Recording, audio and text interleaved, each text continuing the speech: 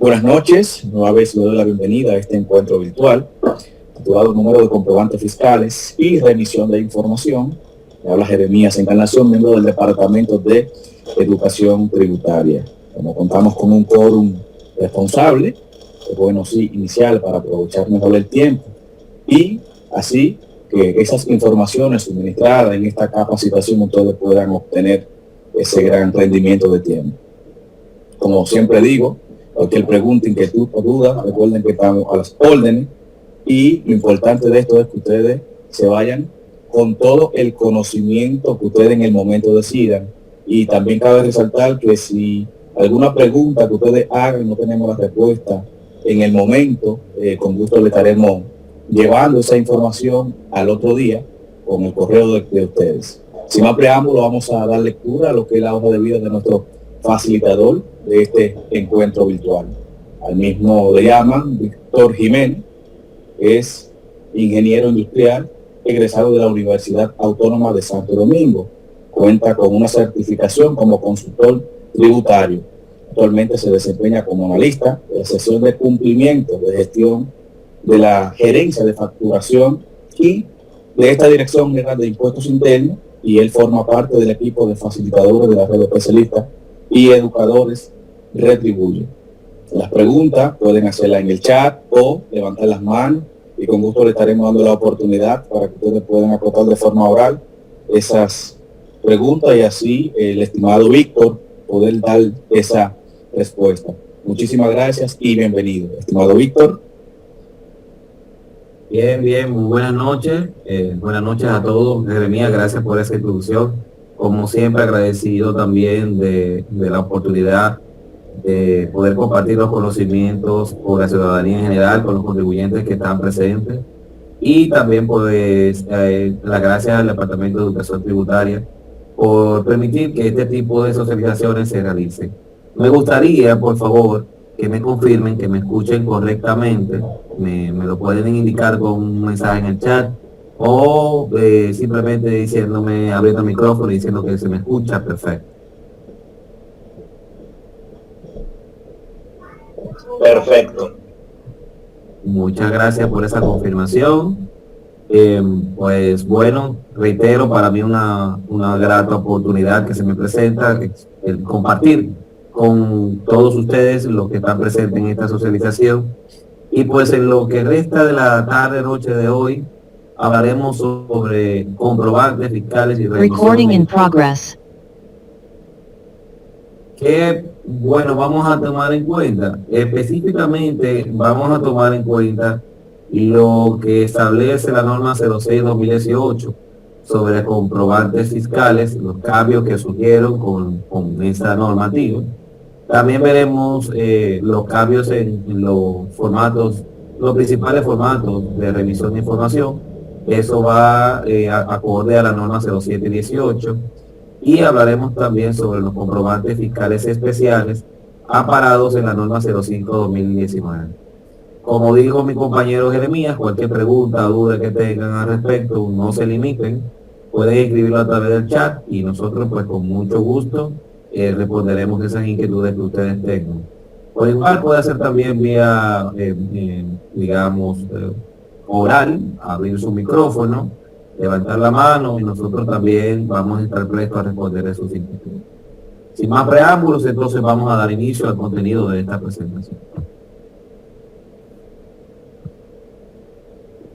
Bien, el contenido de esta presentación incluye la definición de los comprobantes fiscales y qué consiste, cómo podemos distinguir los comprobantes fiscales, es decir, cuál es la definición que tenemos, amparándonos siempre en el decreto 254-06. También hablaremos sobre los tipos de comprobantes fiscales, es decir, dependiendo de la interacción o de la acción que se realice, va a haber un tipo de comprobante fiscal, hablaremos sobre ellos. Hablaremos sobre la estructura de los números de comprobante fiscal, cómo estos se pueden identificar en un documento, en un comprobante fiscal. Hablaremos también sobre la autorización de los comprobantes fiscales, es decir, el proceso que el contribuyente o los contribuyentes deben agotar para poder obtener la autorización para emitirlos.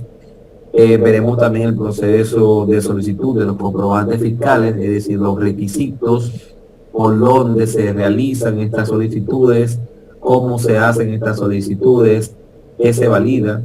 Y ya en últimas instancias hablaremos sobre los principales formatos de remisión de información y pues tomaremos también los formatos de envío, cuáles son esos principales formatos de envío, en qué consisten estos formatos de envío, qué se envían a través de estos principales formatos. Bien, ese será nuestro contenido y eso es lo que veremos en el transcurso de la noche.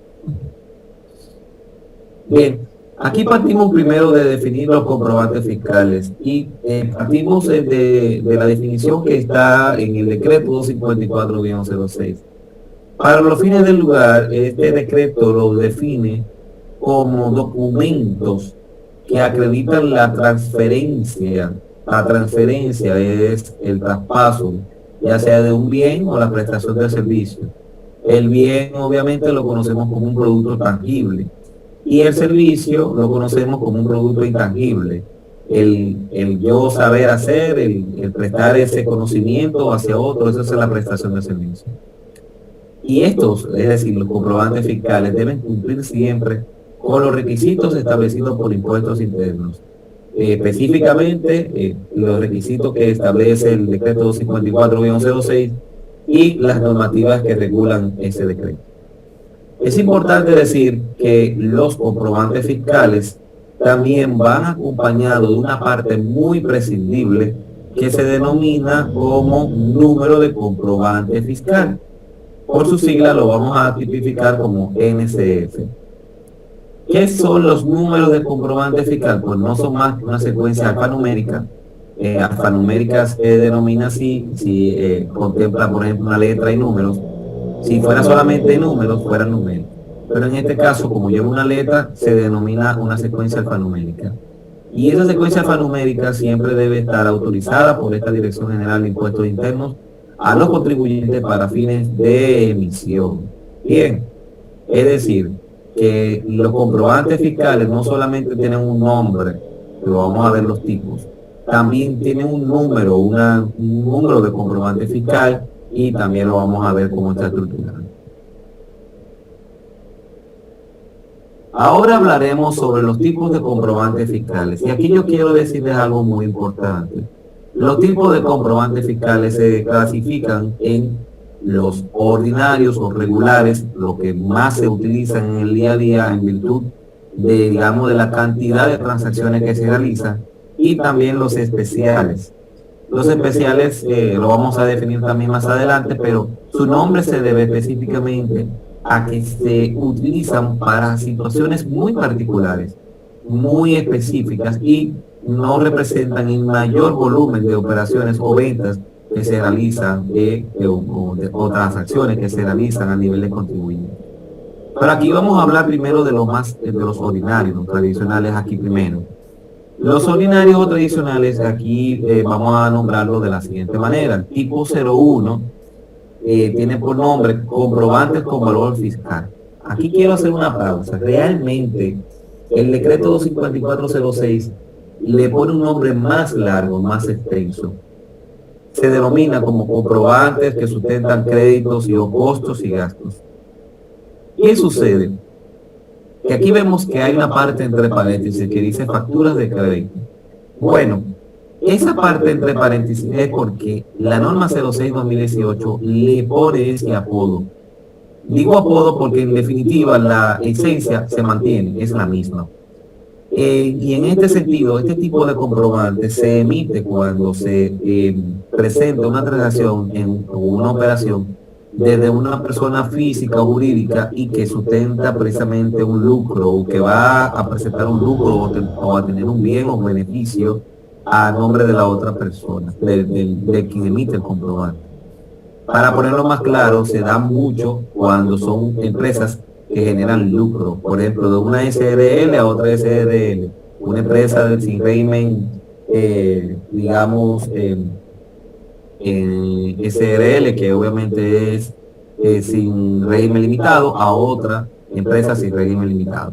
Ese sería el punto, ¿verdad? Bien, Es decir, cuando se emite de una empresa a otra empresa, se utiliza este tipo de comprobante y se utiliza específicamente porque esta transacción, esa operación, representa para fines de impuesto una operación que va a utilizarse para presentar de una parte un ingreso y de otra parte un costo o gasto para fines de admisión como tal. Bien, esa sería la definición más clara. El otro tipo que sigue, que vemos aquí en pantalla, es el tipo 02 y es el comprobante sin valor de crédito fiscal. Bueno, también la norma 06-2018 le puso un apodo, le pone el apodo como facturas de consumo. Cuando tengamos en nuestras manos un tipo de estos comprobantes que hemos visto anteriormente, si ustedes o alguno de nosotros ve que dice facturas de consumo, no se asuste. El propósito es el mismo que una comprobante sin valor de crédito fiscal. O si ve una factura, si ve que dice facturas de crédito, tampoco se asuste, porque al fin de cuentas es un comprobante con valor fiscal.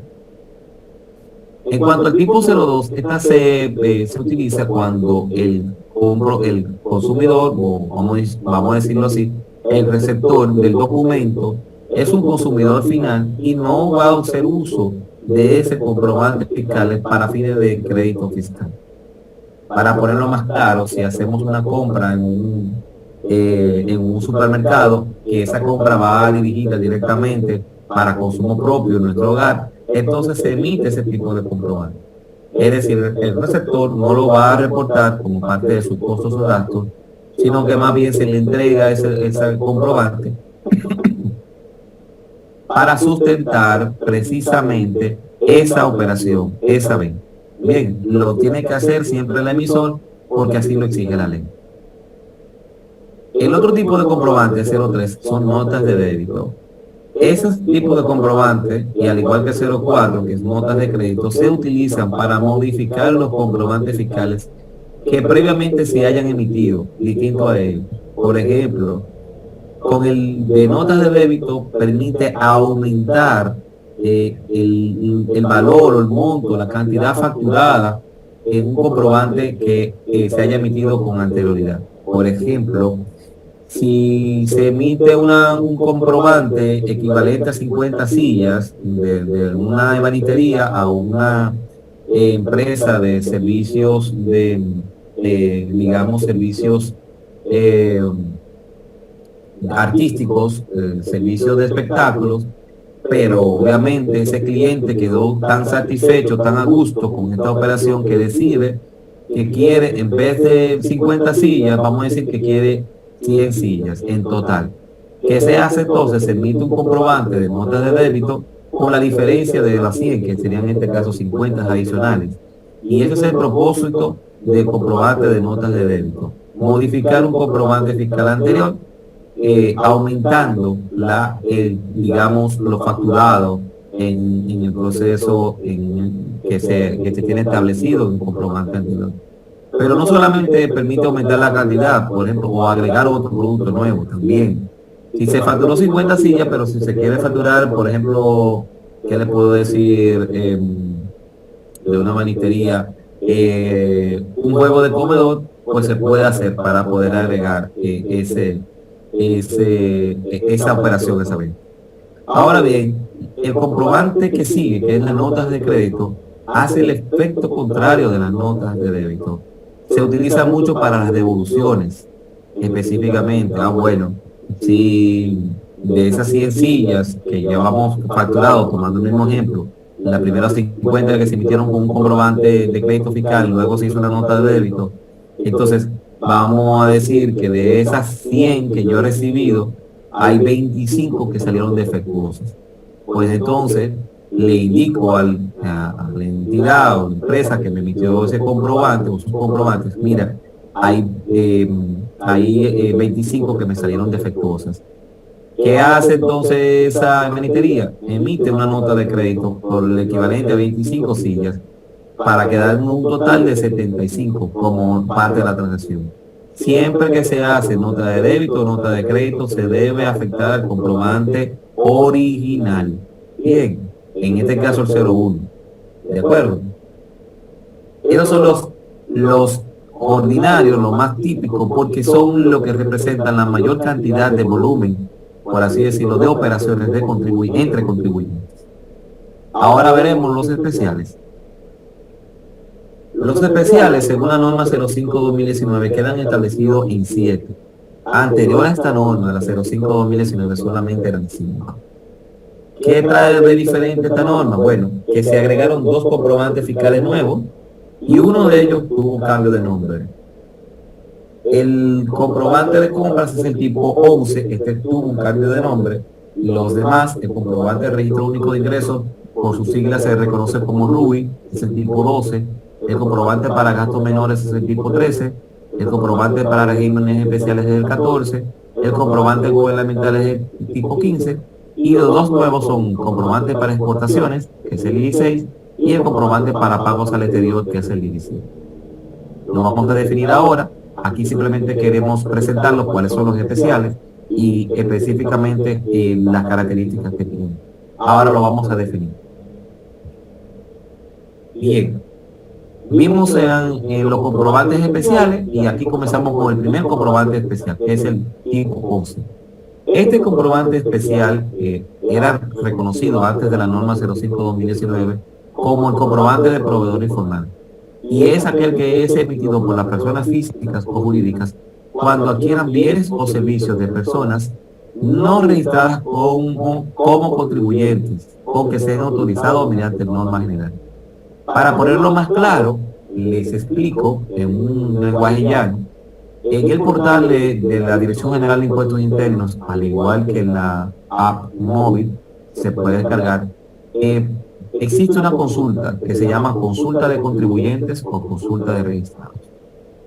¿Qué podemos hacer? Bueno, supongamos que como empresa requerimos los servicios de un herrero y ese herrero pasa por el frente, ocasionalmente pasa por el frente de la empresa y pues eventualmente se le llama y se le indica, mira, necesitamos los servicios tuyos, los servicios de un herrero. ¿Qué vamos a hacer entonces como empresa? Vamos a tomar el número de cédula de esa persona y vamos a acceder al portal de DGI y vamos a irnos a la consulta de registrados y vamos a introducir el número de cédula de esa persona. Si en la búsqueda arroja resultados, entonces podemos utilizar este tipo de comprobante. Es decir, que cuando introduzco los datos y le doy al botón consultar, si me trae resultados, pues entonces puedo emitir este comprobante. Un dato importante y es que este tipo de comprobante cuenta con la característica de que quien lo emite es el mismo que recibe el producto o servicio. Eso es importante. Normalmente los demás tipos de comprobante, quien emite el comprobante es el mismo que presta el servicio o producto. Bien. Entonces también hay una nota muy importante y es relativa a la retención.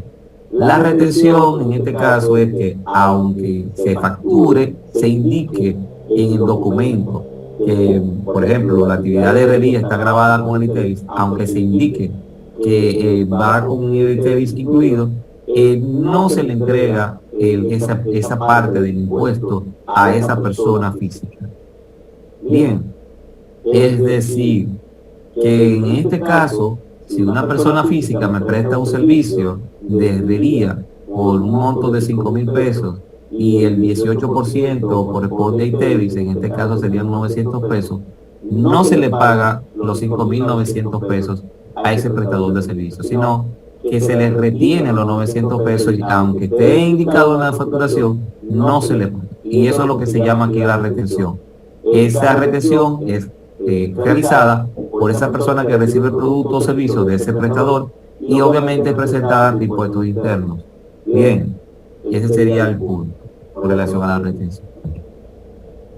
Ahora hablaremos sobre el comprobante de registro único de ingresos, por sus siglas RUI, que es el tipo 2.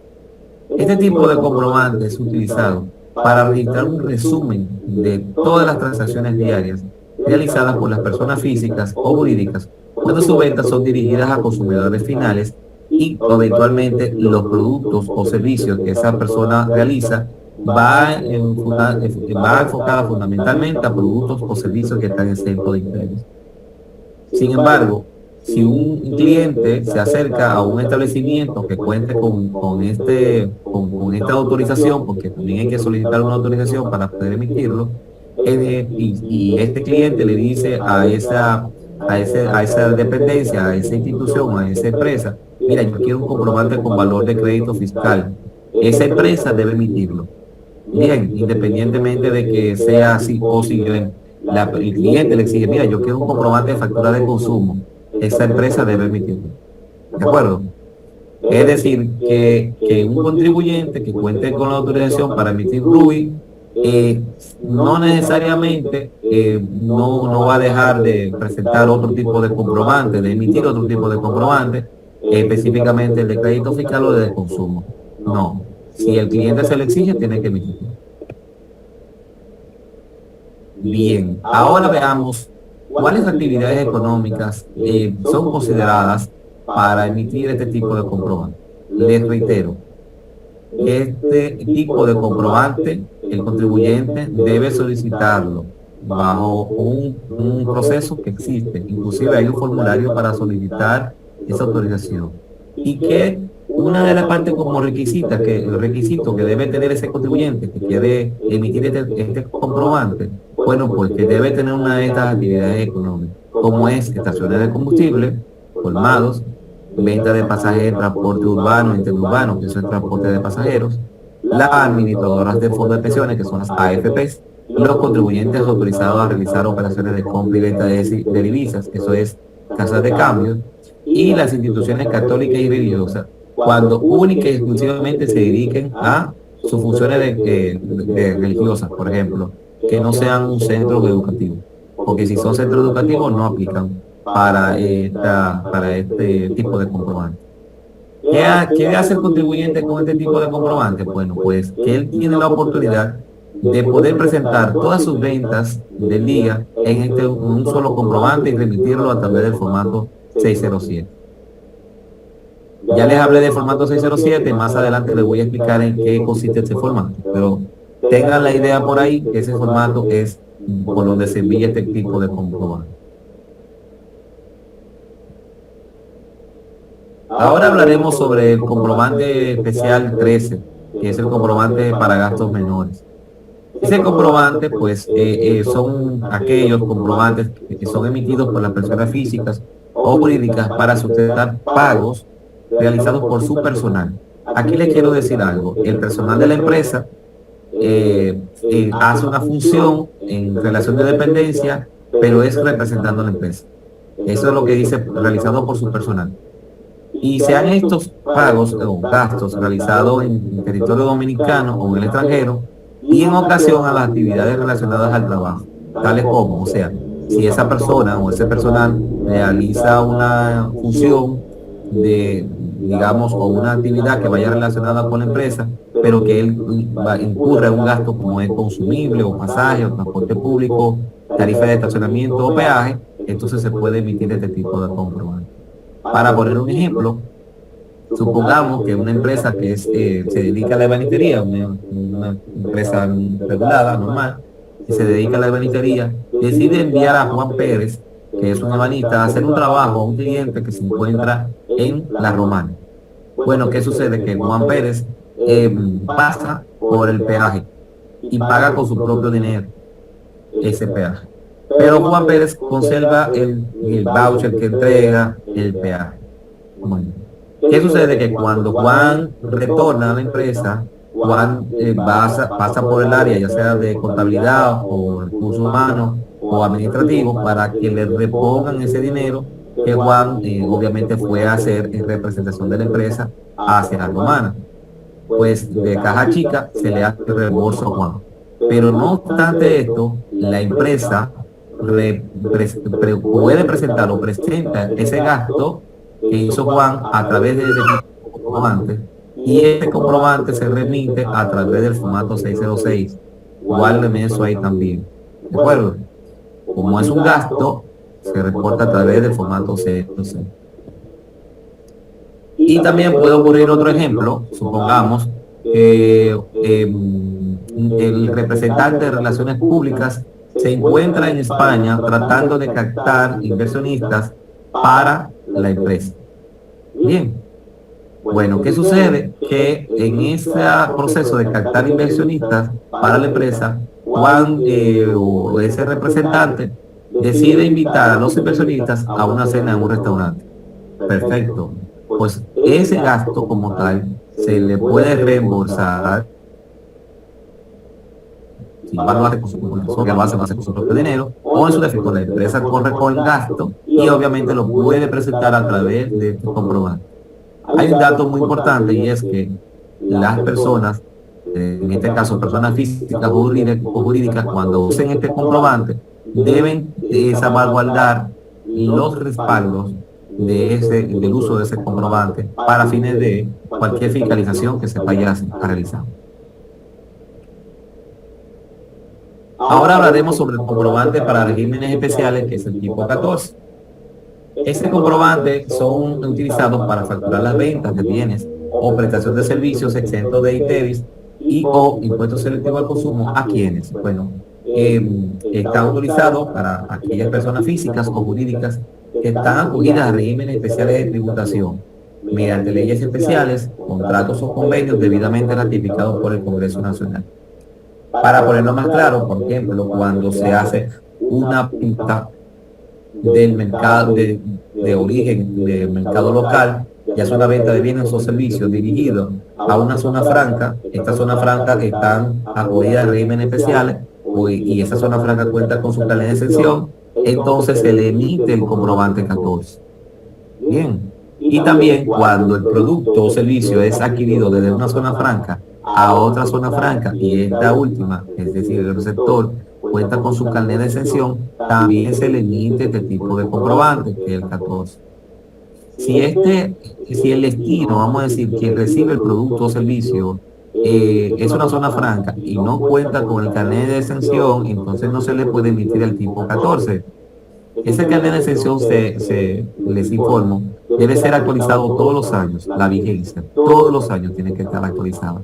Si no está actualizada para el momento en que se da la operación, entonces lamentablemente esa zona franca no se le puede emitir este tipo de comprobante y debe emitir uno válido para crédito fiscal y debe entonces absorber la parte del impuesto, es decir, la parte del ITEVIS, y ya no sería exento. Bien.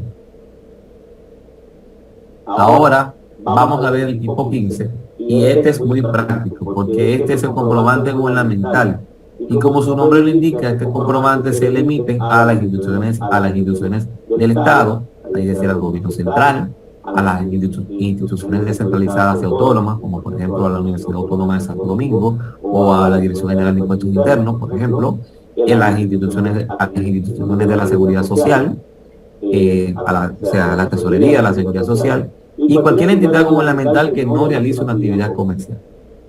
Es importante decir que a todas las entidades del Estado se le debe emitir este tipo de comprobante, no se le debe emitir ningún otro. Ahora veremos el comprobante para exportaciones, el 16, este es uno de los nuevos, y este tipo de comprobante se le emite o son emitidos por los exportadores nacionales, zonas francas comerciales, es decir, zonas francas que son comerciales e industriales, que son por ejemplo textileras y demás, para poder reportar las ventas de bienes fuera del territorio nacional. Bienes, ¿ok? Ahí pueden presentar sus ventas. Por ejemplo, si se van a vender 50 furgones de mango a Alemania, a un cliente que está en Alemania, se debe utilizar este tipo de comprobante. Y aquí hay una nota también importante, como es una venta, estas ventas se deben remitirse a través del formato 605. Bien.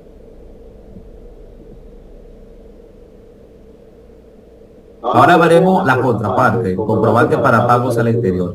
Este comprobante, pues, son emitidos de renta grabada de fuentes dominicanas a personas físicas o jurídicas no residentes fiscales. Para decirlo de una forma más clara, mañana, cuando se pague específicamente un servicio a una persona que esté en el extranjero, entonces se debe emitir este tipo de comprobante. Bien. Este tipo de comprobante debe, cuando se dé la transacción, se debe realizar la retención del impuesto sobre la renta de conformidad a los artículos 297 y 305 del Código Tributario. Esto quiere dejar dicho que cuando se emite este tipo de comprobante, se debe hacer la retención del lugar según esos dos artículos de la ley 1192, que es el Código Tributario. Adicional a esto, les informo que estos gastos deben remitirse a través de dos formatos. En el 606 se reporta el comprobante como tal para sustentar el gasto, y en el 609 se reporta la retención. Por eso es que se reporta así. Se reporta a través de dos formatos.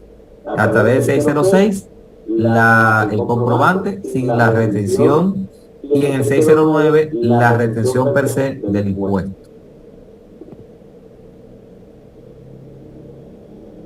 También hay un comprobante que es nuevo, novedoso. Aquí simplemente le daremos nombre, lo dejaremos como conocimiento, que es el comprobante fiscal electrónico, y es el que se está utilizando pues muy recientemente, amparado en la norma 01/2020. Simplemente lo vamos a mencionar aquí, y es, para fines de conocimiento, un documento electrónico firmado digitalmente, y lo demás lo conocemos, que acredita la transferencia de bienes, entrega en uso, la prestación de servicios, el cual debe cumplir siempre con los requisitos establecidos en el decreto 254-06.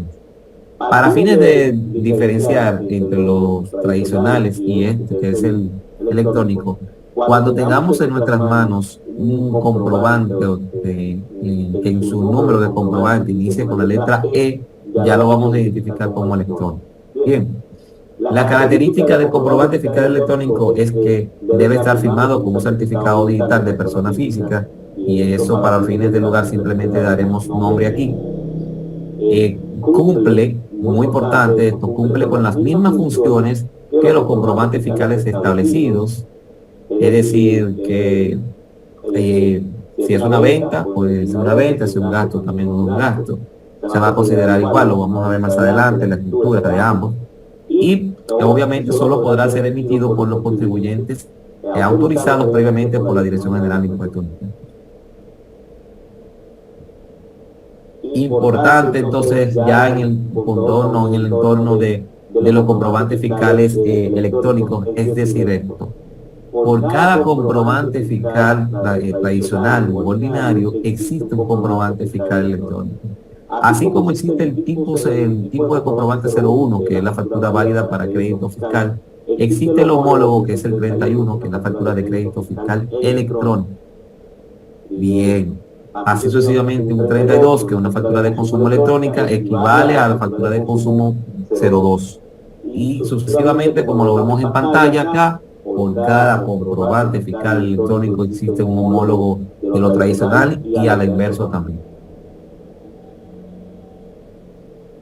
Aquí entonces podemos ver, como parte de nuestro, digamos, nuestro contenido, o contenido de la presentación, la estructura de los números de comprobantes fiscales, los tradicionales y los electrónicos.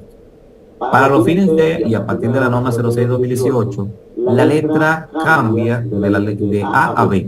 Recuerden que hablamos de que los números de comprobantes fiscales son una secuencia alfanumérica, es decir, letra y número. Pues bien, aquí podemos ver la estructura.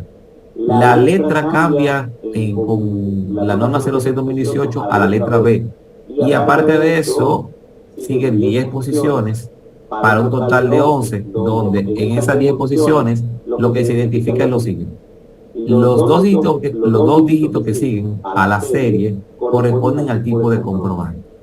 Entonces aquí yo quiero hacerlo un poquito dinámico, y quiero la colaboración de los que estamos aquí presentes. Si yo le digo a ustedes un B01, ¿qué tipo de comprobante fiscal es que estoy hablando? El nombre, díganme el nombre. Me abren el micrófono y me dicen el nombre, por favor. De crédito fiscal. Perfecto. Muchas gracias por su colaboración. Ahora quiero escuchar a otra persona que, con otro ejemplo, les voy a decir: si digo un B03, ¿qué comprobante estoy haciendo referencia? El nombre. Una nota de débito. Bien, una nota de débito. Muchísimas gracias. En efecto, es así. Me siento muy a gusto porque estamos prestando atención. Es así como ustedes lo acaban de ver ahora mismo. Y pues en ese mismo orden, también en los electrónicos existe también una estructura. Y para poder identificar que son electrónicos, vemos aquí que inicia con la letra E. y luego los dos dígitos que siguen identifican el tipo de comprobante.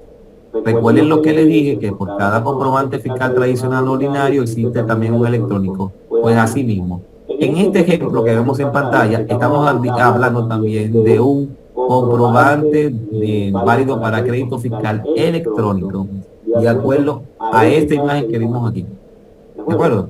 O sea, si un E31 es una factura de crédito fiscal electrónico. Si es un E32, una factura de consumo electrónica, y así sucesivamente. Para fines de mayor detalle, o poder tener esto más visible, más palpable, el aviso 2419 está disponible para todos, para toda la ciudadanía en general. Ahora hablaremos también de otro punto importante. Con la implementación de la norma 06-2018, se asignan los comprobantes fiscales, la secuencia, directamente al RNC del contribuyente. ¿Qué pasa en este caso? Que el contribuyente tiene la oportunidad, como siempre ha sido, de poder jugar con esa distribución, en el sentido de que él puede distribuirlos, esos números de comprobantes fiscales, en la forma que él entienda. Para poner un ejemplo, si un contribuyente tiene 5 sucursales y se le asignan la secuencia de crédito fiscal desde el 1 hasta el 500, él tiene la oportunidad de distribuirlo de manera equitativa de 100 en 100. Es decir, en la primera sucursal del 1 al 100, en la segunda del 101 al 200, en la tercera del 201 al 300 y así. ¿Qué va a ocurrir? Va a ocurrir que fácilmente la sucursal número 1 se esté facturando con el comprobante número 1, pero la sucursal número 2 se esté facturando con el comprobante 102 o 101. En la sucursal número 3 con el 201 o 250, por ejemplo. ¿Me doy a entender? Entonces, para fines de fiscalización, los centros de la secuencia serán actuales. Es decir, a fin de cuentas, si usted como contribuyente tiene asignado del 1 al 500, a DGI no interesará tanto que usted facture con el 1 como que facture con el 500. Lo que sí va a interesar es la información, es decir, a quién usted facturó con ese comprobante fiscal, el monto facturado, los impuestos que se facturaron en ese entonces, la fecha de la facturación y demás detalles. Pues por lo tanto, para fines de fiscalización, los saltos de secuencia no van a impactar, no impactan. Bien. Si en una fiscalización se le exige que vaya con el comprobante 400, es porque hay información relacionada a ese comprobante, pero no es porque precisamente tenga que ir en orden y traiga el 401, el 402, no. Si usted facturó por el 400, traiga el 400. ¿De acuerdo? Ahora hablaremos también sobre una nueva figura, que es la vigencia de los números de comprobantes fiscales. Nueva no tanto, porque ya con la norma 06-2018 se da a conocer, pero sí es importante conocerlo.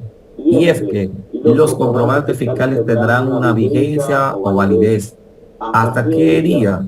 Bueno, pues será siempre hasta el 31 de diciembre del año siguiente en el que se le autorizaron. Puede ser de 2 años o hasta menos, pero como mucho hasta 2 años. ¿Cuándo se puede dar un caso de que un comprobante tenga una vigencia de hasta 2 años? Bueno, cuando un contribuyente somete una solicitud de asignación de comprobante el día 1 de enero del año que sea. Siempre va a tener todo ese año disponible en el año que lo solicitó y hasta el 31 de diciembre del año siguiente. Para poner un ejemplo, si un contribuyente solicita secuencia el día 1 de enero del año 2024, él tendrá como fecha de vigencia para poder emitir esos comprobantes todo el año 2024 hasta el 31 de diciembre del año 2025. Pero si ese mismo contribuyente solicita secuencias de comprobantes fiscales el 30 de junio del 2024, él va a tener disponible lo que le resta del año 2024 y hasta el 31 de diciembre de 2025 para poder emitirlo. Si se fijan, aquí es menos. Cuando hablamos de 2 años calendarios, los años calendarios van desde el día 1 de enero hasta el 31 de diciembre de ese mismo año. Por eso se dice años calendarios, no años, digamos, años fijos, años francos. No son francos, son calendarios. Bien. Ahora bien, a esto de la vigencia existe una excepción. ¿Quiénes son cuáles son los comprobantes que están exentos de esta vigencia de 2 años calendarios? Bueno, pues de hasta 2 años calendario, pues los comprobantes de consumidor final, es decir, los B02, no vencen. Es decir, que si un contribuyente solicitó comprobantes fiscales en el 2018 y aún le quedan comprobantes fiscales disponibles, de ese tipo de comprobantes lo puede utilizar en el 2022 sin ningún problema. O en el 2023, perdón. También los comprobantes de notas de crédito tienen la misma suerte, ocurren la misma suerte. Y también los comprobantes del registro único de ingresos, que son los B12. Eso no vence. Es decir, que si el contribuyente solicitó en el año 2019, a esta fecha puede utilizarlo y emitirlo sin ningún problema. Pero si un contribuyente solicitó en el año 2019, no puede emitirlo para el año 2023 porque ya vencieron al 31 de diciembre del 2020. También con esa norma se introducen cambios en cuanto al orden de las informaciones que vienen dentro del comprobante. Anteriormente a esta norma, si buscábamos un RNC, el RNC del emisor, podía ir en cualquier lugar, podía ir en la parte de arriba, en la parte de abajo, central, no había un orden. Con esta norma se introduce que todos los comprobantes fiscales deben tener un orden de la información. Con este sentido, lo que queremos es dejarle dicho al contribuyente, las informaciones correspondientes del comprobante debe de estar ordenado. No tiene que ser directamente en la misma forma gráfica que vemos en pantalla, pero sí debe tener mínimo estas informaciones, como son los datos, digamos, fiscales en la parte superior derecha, como el nombre del comprobante, el número de comprobante fiscal y la vigencia o validez. También los datos del emisor deben ir en la parte superior izquierda, como su nombre de razón social, nombre comercial si lo tiene, la sucursal de donde está emitiendo el comprobante, el RDC y la fecha de emisión. Más debajo irían los datos del cliente, como son el nombre de razón social y el RDC. En la parte céntrica veríamos el detalle de los productos o servicios que se están facturando. Y en el caso de que las informaciones o la confección de este comprobante esté a cargo de una imprenta o establecimiento gráfico autorizado, los datos de ese establecimiento gráfico deben ir en la parte inferior izquierda. En la parte inferior derecha deben ir los datos directamente del destino de cada uno de los documentos. Es decir, cuando hay un original y varias copias, hay que identificar. El original es del cliente, perfecto. La copia amarilla es de auditoría, muy bien. La copia verde es digamos, de almacén, perfecto. Se pueden haber varias copias, pero hay que identificar el destino de cada uno de los documentos. Y adicional a esto, si se hace una nota de débito o nota de crédito, la norma también nos indica que en la parte correspondiente a las informaciones fiscales debe identificarse a qué comprobante fiscal se le está haciendo la modificación. Es decir, que aparte de decir que es una factura de nota de débito o nota de crédito, el número de comprobante fiscal de esa nota de débito o nota de crédito, también se debe incluir el comprobante que se le está haciendo la modificación. Es decir, si le estoy modificando al comprobante de crédito fiscal B01 con terminal 1, pues entonces tengo que identificarlo ahí también. Pueden ver este modelo de factura o este modelo de comprobante, por así decirlo, y otro formato de comprobante en nuestro portal en www.dgi.gov.do, la sección de facturación, comprobantes fiscales, formatos de factura. Ahora hablaremos también sobre aquellos contribuyentes que se denominan o denominamos como nuevos contribuyentes. Para los fines del lugar, los nuevos contribuyentes son aquellos que recientemente han adquirido su RNC y necesitan facturar inmediatamente. Pues para esos contribuyentes que son nuevos, inmediatamente tienen su RNC, pues pueden acceder a la oficina virtual, obviamente habiendo tenido ese acceso a la oficina virtual, y pueden solicitar comprobantes fiscales de consumo y notas de crédito de una manera inmediata, es decir, ipso facto. Ahí mismo lo pueden hacer, sin necesidad de agotar otro proceso que veremos más adelante. ¿Para qué? Para que este contribuyente pues, pueda comenzar sus operaciones. Puede vender al consumidor final, solicitando facturas de consumo, y puede solicitar su nota de crédito en el caso de que necesite hacer algún tipo de modificación a esas notas de crédito. Ahora bien, en un caso hipotético de que ese contribuyente requiera emitir otro tipo de comprobante, pues entonces hay que agotar otro proceso. Y es el proceso que se conoce como alta de comprobantes fiscales, la autorización para poder emitir comprobantes fiscales para crédito fiscal. Aquí les quiero decir que esta solicitud se puede someter por varias vías, ya sea virtual, presencial, en las administraciones locales, se puede hacer o en el centro de asistencia al contribuyente, en las CPC locales. Sin embargo, preferimos que se haga virtual, por la oficina virtual porque es más rápido, es más directo. Bien, entonces por la oficina virtual el contribuyente en el menú de oficina virtual, en la parte de solicitudes, podrá hacer una solicitud de trámite y ahí solicitar el alta de los comprobantes fiscales, donde aparecerá un formulario virtual que contendrá algunas informaciones, otras no, como por ejemplo va a traer el RNC del contribuyente, el nombre o razón social, o sea, el nombre del contribuyente, pero hay datos que el contribuyente debe completar. Bien, es importante tener en cuenta que en esta parte se requiere que se adjunten documentaciones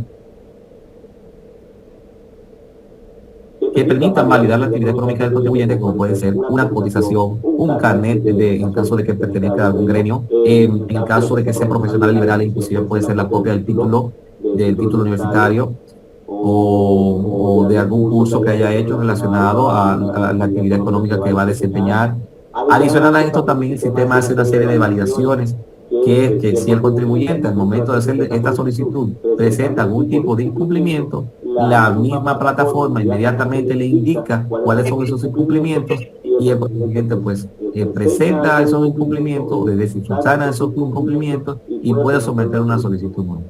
Pero también esta misma plataforma hace una validación. Aquí les digo, hay oficinas de abogados que constituyen o realizan, someten solicitudes de constitución de compañías, o sea, ellos crean, solicitan la creación de RNC con el propósito de comercializar esos RNC. Si usted como contribuyente quiere obtener un RNC sabiendo ya de que está prácticamente todo listo, de que por la prisa lo requiere o que lo quiere rápidamente sin tener que pasar por todo el papeleo, pues los abogados hacen constituciones de compañía. Esos RNC que ellos hacen, se le coloca una marca que se le llaman compañía de carpeta, porque previamente no se conoce el propósito con el cual se está creando hasta que no se haga la venta de ese RNC a otra persona. Cuando se hace la venta, entonces esa persona distingue ahí mismo y dice, bueno, los socios accionistas son los nuevos compradores y la actividad económica serán esta, y cuando se hace esa actualización, se le quita esa marca de compañía de carpeta. Cuando un contribuyente que es nuevo y tiene esa marca, solicita la misma plataforma, aquí oficina virtual, le da esa alerta y le indica entonces que debe actualizar sus datos del RNC. Cuando un contribuyente ya pasa por el proceso del alta, es decir, el proceso de asignación de comprobantes fiscales, entonces ya puede solicitar los demás tipos de comprobantes. Aquí vamos a ver la diferencia. Iré hacia atrás, fíjese que aquí decía facturas de consumo y notas de crédito solamente, y ahora iré hacia adelante. Aquí aparecen no solamente facturas de consumo, aparecen los demás tipos de comprobantes. Bien, en la misma oficina virtual, entonces el contribuyente puede solicitar los demás tipos de comprobantes. Importante decir también que en una misma solicitud el contribuyente puede agregar, por eso tengo que agregar ahí, más de un tipo de comprobante fiscal. Es decir, que yo en una misma solicitud puedo solicitar crédito fiscal, comprobante de compra, comprobante para gastos menores, registro único de ingresos si tengo la autorización, regímenes especiales y demás tipos. En una, simplemente dándole botón a agregar y seleccionando el tipo nuevo, diferente y la cantidad. Bien, eso es importante tenerlo en cuenta. Todas las informaciones que hemos visto, hasta ahora hemos llegado al punto hemos visto la definición de comprobantes fiscales, los números de comprobantes fiscales, la estructura de los comprobantes fiscales. Estamos haciendo un checklist de contenido de nuestra presentación. Vimos la solicitud a la autorización para emitir comprobantes fiscales, cómo se realiza, por dónde se realiza. Vimos también la solicitud de asignación de secuencia de comprobantes fiscales. Ahora pongamos un ejemplo. Ya el contribuyente está aquí, ha llegado, ha solicitado su secuencia de comprobantes fiscales y decide pues entonces comenzar a operar, a emitir los comprobantes fiscales que tiene autorizado. ¿De acuerdo? Entonces si comienza a emitirlo, pues entonces aquí viene la otra parte. ¿Qué va a pasar luego que comienza a emitir esos comprobantes fiscales? Y aquí entonces vemos la parte de los formatos de revisión de información. Si me disculpan, quiero hacer una pausa para tomar un poco de agua y continuar con la presentación. ¿De acuerdo? Solamente un minuto. Ya va.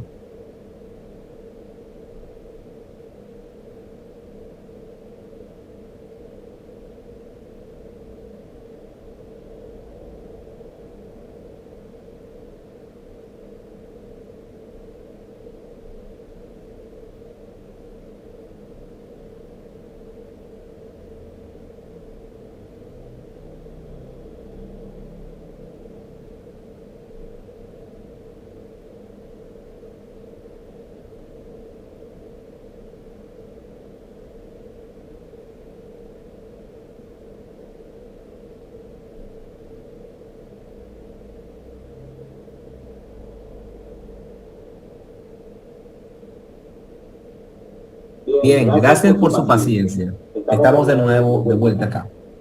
Pues bien, ya recapitulamos y vimos entonces ya la parte de que, ok, ya el contribuyente tiene secuencia de comprobantes. Ahora, ¿qué vamos a hacer? Bueno, pues vamos a ver entonces lo que conlleva, las implicaciones que conlleva la norma 07-2018 sobre revisión de información.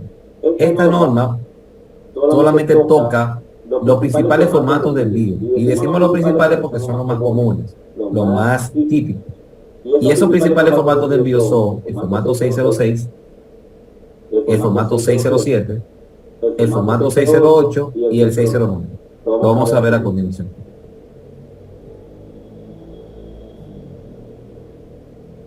Y esta norma toca lo siguiente. Primero, el alcance de esta norma. Anterior a esta norma, no se agregaban estos agentes, los agentes de percepción y retención.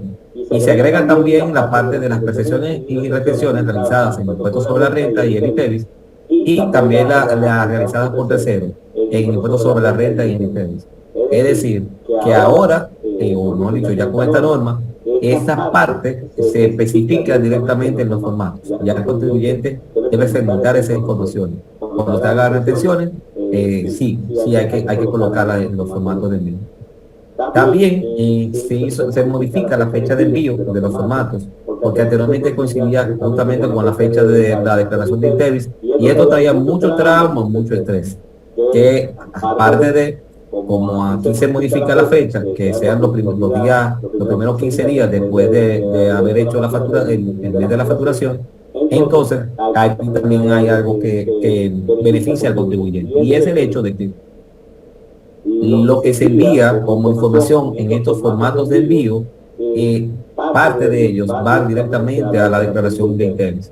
Por ejemplo, las compras que se hizo en cuanto a montos y demás, va directamente a la declaración de ITEVIS, es decir, ya la información está recibida y por lo tanto se carga de manera automática en esas declaraciones. Igual con las ventas también, el 607, y realizó ventas, esas informaciones se cargan de manera automática cuando toca el momento de hacer la declaración del ITEVIS. Por eso se solicita que sean los primeros 15 días del mes siguiente de la facturación.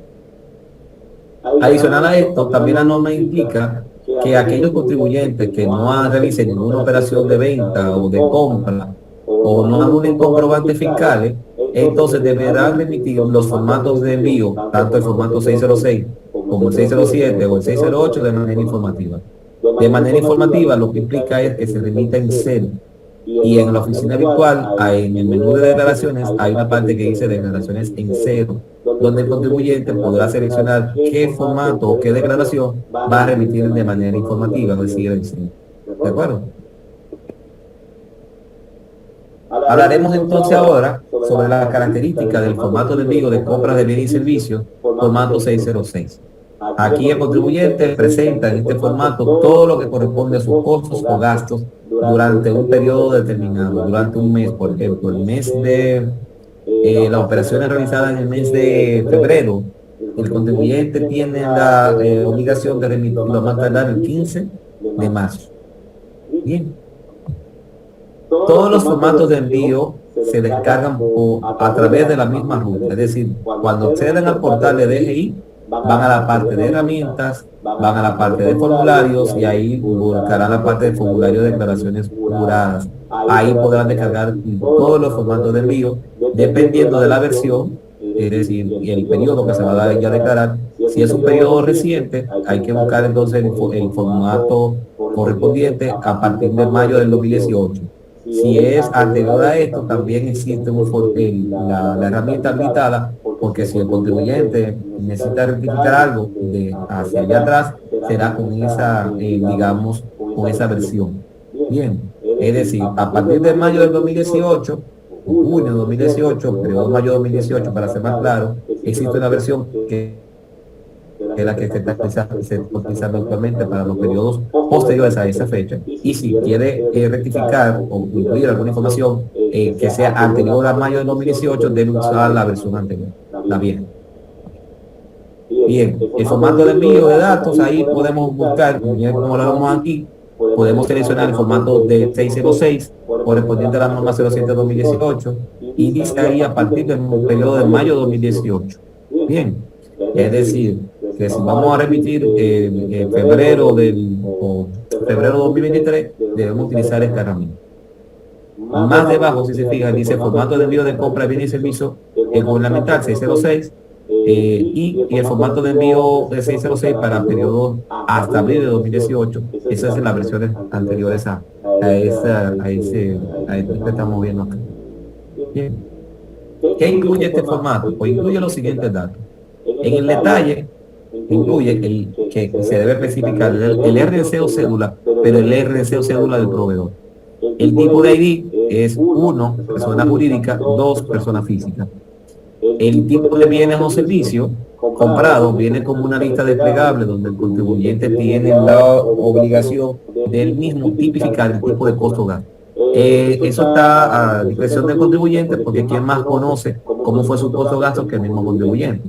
Pero para fines de orientación les invito a que accedan al anexo A de la norma 07-2018, donde se da una breve descripción dependiendo del tipo de costo gasto que el contribuyente realice y así se tipifica. Por ejemplo, aquí voy a decir algo práctico. Si yo como contribuyente estoy pagando el alquiler, puede ser de una maquinaria o puede ser de un inmueble, y obviamente yo lo utilizo ese inmueble para fines comerciales, entonces yo lo tipifico como el 03, que es arrendamiento, ese gasto. Luego, más adelante, existe el NSF, que es el número de comprobante fiscal que sustenta ese costo gasto, y existe una columna siguiente que es el NSF o documento modificado. Esa columna solamente se va a utilizar cuando el primero, dígase el NSF, sea una nota de débito o nota de crédito. Ahí yo debo identificar entonces el comprobante, nota de débito, nota de crédito, y luego el comprobante que está siendo modificado por esa nota de débito o nota de crédito.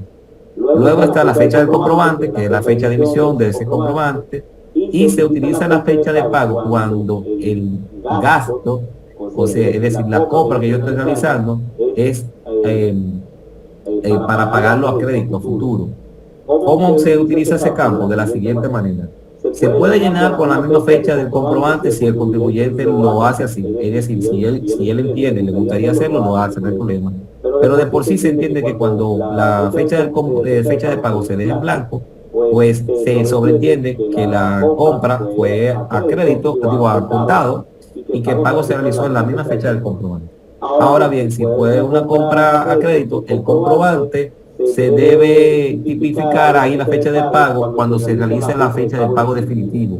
Es decir, el comprobante se reporta 2 veces. Uno sin esa parte y en la segunda oportunidad cuando se hace el pago definitivo. Y ahí en dice fecha de pago se compra.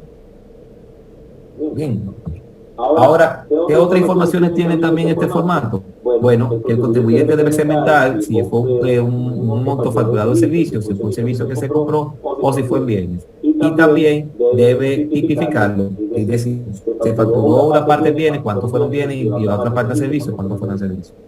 También, si el contribuyente retuvo impuestos sobre la renta, vamos a decir, si yo que estoy reportando de 606, retuve a mi proveedor, digamos a la persona que me vendió el producto o servicio, si yo retuve impuestos, debo identificar el impuesto sobre la renta que retuve. Para ponerlo más claro, por ejemplo, si yo como persona física hago una retención a un proveedor, a un comprobante, emito un comprobante de compra, debo retener la renta y también el ITEVIS, entonces ahí identifico el tipo de retención en impuestos sobre la renta.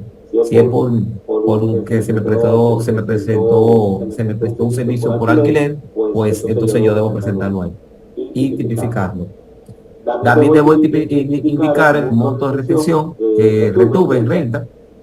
Y quiero decirle algo también muy importante. En cuanto a lo que es percepción, todo lo que diga percibido, todas las columnas donde vean los formatos que digan percibido, el contribuyente no debe hacer absolutamente nada.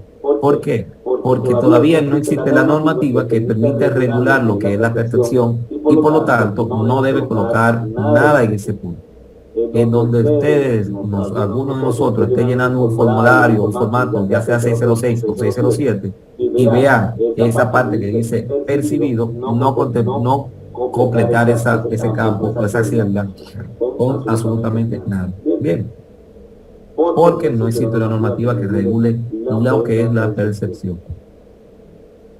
Aquí también ocurre en este formato que se incluye el ITEVI sujeto a proporcionalidad. Miren, yo les voy a decir con un ejemplo claro cómo se utiliza este campo. Lo vamos a definir, pero les especifico, les indico. Este campo se va a utilizar cuando un contribuyente venda productos exentos y grabados al mismo tiempo. Productos que estén exentos y productos que estén grabados. O servicios también que estén exentos y grabados. Pero que él a su vez compre mercancía, insumo, que lo utilice en esa venta de productos que son exentos grabados y él no pueda distinguir. Para poner un ejemplo y se pueda entender más práctico, imaginemos lo siguiente: una farmacia. Una farmacia vende productos grabados y productos exentos. Por ejemplo, la farmacia vende medicina, que es exenta, pero la farmacia vende también galletitas, que es grabado. Bueno, ¿qué sucede? Que la farmacia compra fundas plásticas. Las fundas plásticas están grabadas con ITEVI. ¿Qué sucede entonces? Bueno, la farmacia está vendiendo productos que están exentos y grabados, pero está comprando productos grabados. Y la farmacia entonces no puede distinguir directamente qué parte de sus ventas se utilizó, qué parte del ITEVI que pagó en la funda va directamente enfocado a la venta de productos grabados y qué parte va dirigida a la venta de productos exentos. Me doy a entender, es decir, dentro de la funda, la farmacia vende la medicina, pero también vende las galletitas. Y ahí, como no se puede distinguir, entonces el contribuyente debe completar la proporcionalidad, cuando él no pueda distinguir esa parte. Pero si él la puede distinguir, no hay problema. No utilice esa columna. Bien, entonces prácticamente el ITEVI sujeto a proporcionalidad se utiliza cuando se vendan productos grabados y exentos y se compran productos que estén grabados pero que se utilizaron para la venta de esos productos que son grabados y exentos. Por favor, creo que hay una persona con el micrófono abierto. Si quiere hacer alguna pregunta con respecto a esto. Bien, gracias.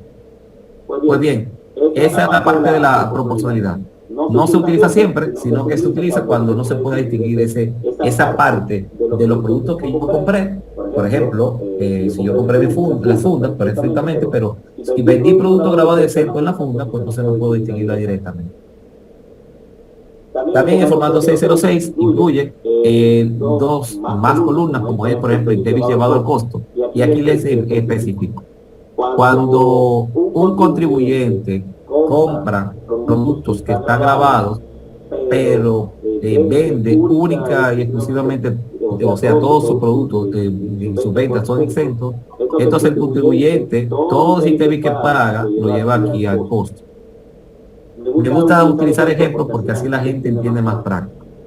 Imagínense que un médico va a una tienda por ejemplo, de electrónica, a comprar una impresora que va a utilizar directamente en su consultorio. De por sí, el Código Tributario y específicamente la Ley 1192, en el título 3, que es el título del ITEVI, y el reglamento 293-11, que es también el reglamento del ITEVI, indican que los servicios de medicina están exentos de ITEVI. Pero el médico, sin embargo, cuando hace la compra de la impresora, paga ITEVI. Como él no tiene la forma como compensar ese ITEVI que él pagó en la compra de esa impresora, entonces ese ITEVI que él paga lo lleva aquí, le dice ITEVI llevado al costo, y a fin de año en su declaración jurada de impuestos sobre la renta, él se reconoce ese ITEVIS como ITEVIS llevado al costo. No sé si me doy a entender, pero el propósito principal de esa función de ITEVIS llevado al costo es que cuando se vendan productos exentos, pero se compren productos grabados, entonces se utiliza el ITEVIS llevado al costo.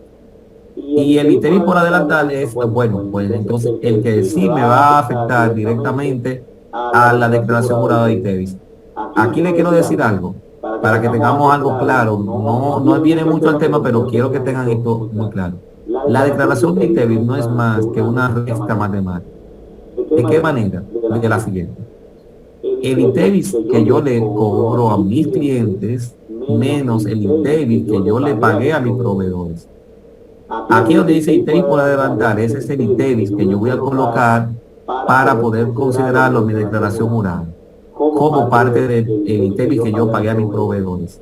Me doy a entender, es decir, si yo facturé a mis clientes 5,000 pesos de ITEVIS, pero pagué a mis proveedores 3,000 pesos, entonces esos 3,000 pesos los coloco aquí al dice ITEVIS por adelantar, y cuando yo haga mi declaración se va a hacer la resta, los 5,000 pesos de los ITEVIS que yo cobré a mis clientes, menos los 3,000 pesos, que es lo que yo puse aquí, el ITEVIS por adelantar, entonces ahí me va a dar una diferencia de 2,000 pesos, y eso es lo que yo voy a pagar de ITEVIS en mi declaración.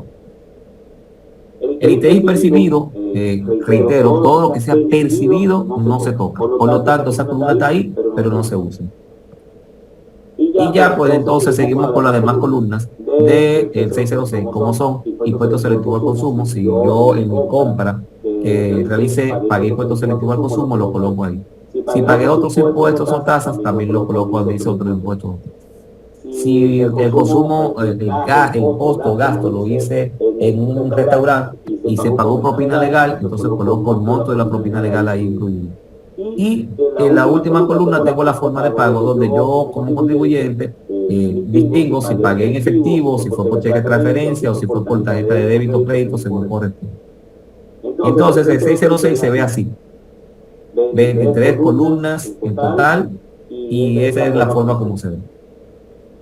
Bien, recuerden que el 606 yo envío mis compras. Aquí quiero también aprovechar esta pantalla para indicarles que todos los formatos de envío se parecen, con la salvedad de que arriba en la parte izquierda, de donde está el logo de impuestos internos, si se fijan, dice formato de envío de compras. Cuando yo veo que dice formato de envío de compras de bienes y servicios, ya yo sé que me refiero al 606. Esto porque si tienen varias herramientas abiertas y no saben distinguir si están trabajando un 606 o un 607, cuando dice formato de envío de compras, ya yo sé que un 606. Cuando va ahí, ya yo sé que es eso. Ahora, si dice formato de envío de ventas, ya yo sabré que estoy hablando de otro formato, que es el que vamos a ver más adelante. Este que está aquí, el formato de envío de venta de bienes y servicios, es el formato 607, muy parecido al 606. Igual se descarga en la misma opción, más debajo del 606 está el 607 en nuestro portal. Es una herramienta en Excel que se descarga y se descomprime su computador. ¿Qué incluye esta herramienta? Bueno, incluye lo siguiente: la fecha del comprobante, el monto facturado y el ITEVIS facturado. Aparte de eso, si se vendió a un RNC, o sea, si se le hizo una venta a una persona jurídica o una persona física o a un extranjero, yo debo identificar RNC cédula, es a una persona jurídica, va con el tipo de identificación número 1. Si fue, perdón, el RNC, si fue una persona jurídica, va con el número 1. Si fue a una cédula, o sea, un ciudadano, con el número 2, cédula. Y si es a un extranjero que estoy haciendo la venta, ya sea al territorio dominicano o en el extranjero, entonces coloco el número 3, que es el pasaporte. Y luego existe el número de comprobante fiscal, que es lo que sustenta esa venta, el número de comprobante que se emitió para esa venta. Bien. Existe entonces las demás columnas, que son tipos de ingresos, que para los fines del lugar les invito a que leamos el anexo B de la norma 07-2018, donde se da una descripción por tipo de ingresos. Si hubo retención, si como tal en la venta me retuvieron impuestos, o sea, impuestos, me retuvieron ahí impuestos sobre la renta, entonces yo pongo fecha de retención. El ITEVIS percibido no se toca, igual, y la retención en renta por tercero es lo que me retuvo a mí, mi cliente, al momento de yo hacer la venta. Bien. El impuesto sobre la renta percibido tampoco se toca. Y si como tal yo facturé impuesto selectivo al consumo, es decir, el contribuyente factura impuesto selectivo al consumo, lo coloca ahí. Si él facturó otros impuestos o tasas, lo coloca en la columna que dice otros impuestos o tasas. Y si la venta la está haciendo un restaurante y facturó con propina legal, entonces pone el valor en donde dice monto propina legal. Adicional a esto, las formas de pago vienen distribuidas como lo vemos aquí en pantalla. Hay una nota muy importante, y es que cuando vayamos a colocar el monto en la forma de pago en 607, debemos tomar en cuenta el impuesto, es decir, sumar la base, es decir, lo que nosotros denominamos base, que es el monto facturado, más el impuesto. Por ejemplo, si yo facturo, o el contribuyente factura 5.000 pesos de monto, más 900 pesos de ITEVIS aquí, y el pago fue en efectivo, entonces yo colocaré 5.900 pesos en la columna de efectivo. Eso sería el punto, sumar en la parte. Bien.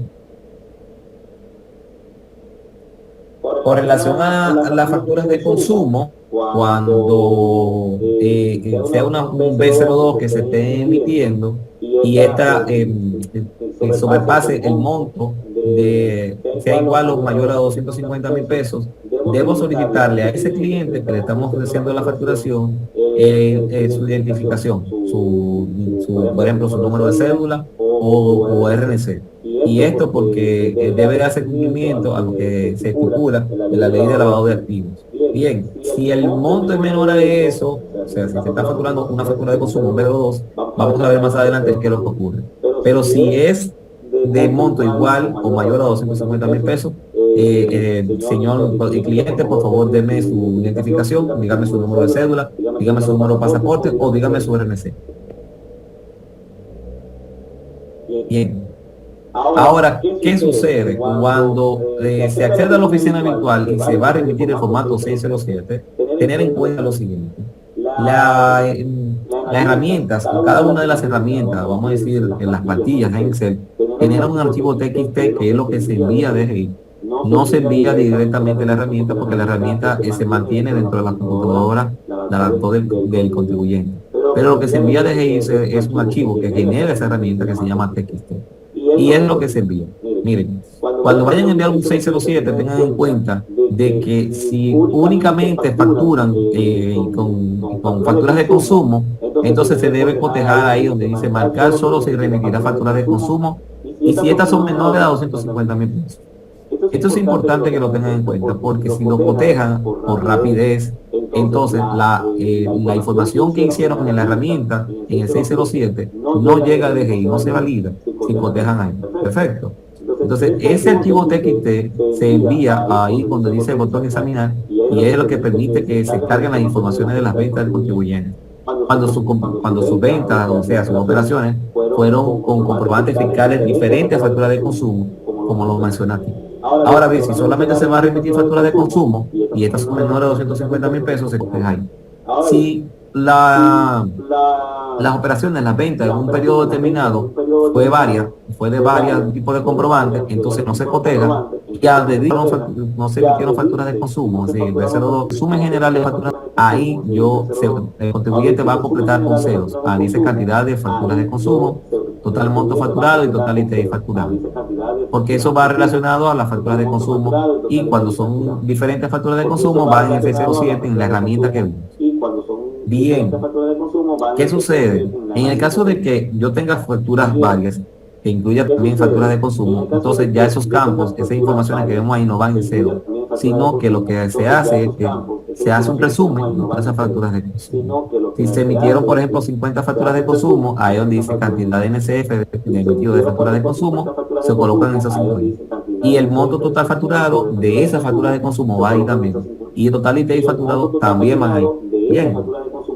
Entonces, esa sería la parte con relación a las facturas de consumo con montos mayores y menores. Esta es la interfaz, o sea, cómo se ve el 607 en el Excel que se descarga, la herramienta que se descarga, y es muy parecida muy parecida al 606. con el efecto de que el cambio ocurre en la parte inferior izquierda, superior izquierda, donde se cambia el nombre del formato. Pero igual trae 23 columnas. Ahora, a aquellos contribuyentes que utilizan soluciones fiscales, que son dispositivos que están autorizados por la Dirección General de Impuestos Internos para el proceso de facturación, pues entonces esos contribuyentes no tienen que remitir el 607, sino que ellos tienen su propio formato de envío. En el único caso que estos contribuyentes tienen que remitir el 607 es cuando hagan sus ventas fuera de ese dispositivo electrónico o equipo fiscal, como se le denomina. Y entonces cuando hagan ventas fuera de ese equipo, sí tienen que remitir el formato 607. Ahora hablaremos sobre el formato 608, que es el formato de anulación del comprobante fiscal. Bien. Este formato, lo único que se le quitó en correlación a las versiones anteriores fue que le quitó el tipo de anulación que sea por duplicidad. Es decir, que si se emite un mismo comprobante a dos clientes distintos, lo que se debe hacer es no anular el comprobante, sino más bien llamar a uno de ellos, por ejemplo, al segundo cliente, y sustituirle el número de comprobante por uno que no se haya utilizado previamente. Porque si se anula el comprobante, ninguno de los dos va a poder reportar el costo o gasto, ninguno de sus clientes. Se agregaron varios otros motivos de anulación, que puede ser por cese de operaciones. Un contribuyente decide no operar más en la República Dominicana, lo coteja ahí, y cuando se le hace una pérdida o hurto de talonarios, también lo coloca ahí. Después de esto, no hay ninguna otra modificación con relación a la versión anterior a mayo del 2018. Ahora veremos el formato de envío de pago al exterior.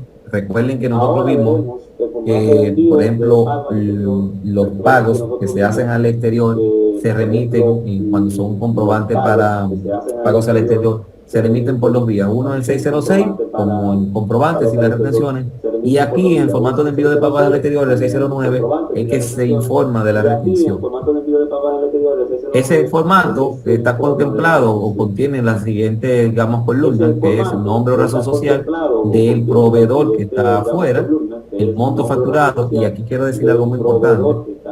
Esto solamente se utiliza cuando se pagan servicios, porque cuando se pagan productos, el producto pasa por aduana y eventualmente la declaración única aduanera es lo que equivale al gasto, debe ser unido como parte del gasto. Pero cuando es servicio, entonces se utiliza este tipo de formato.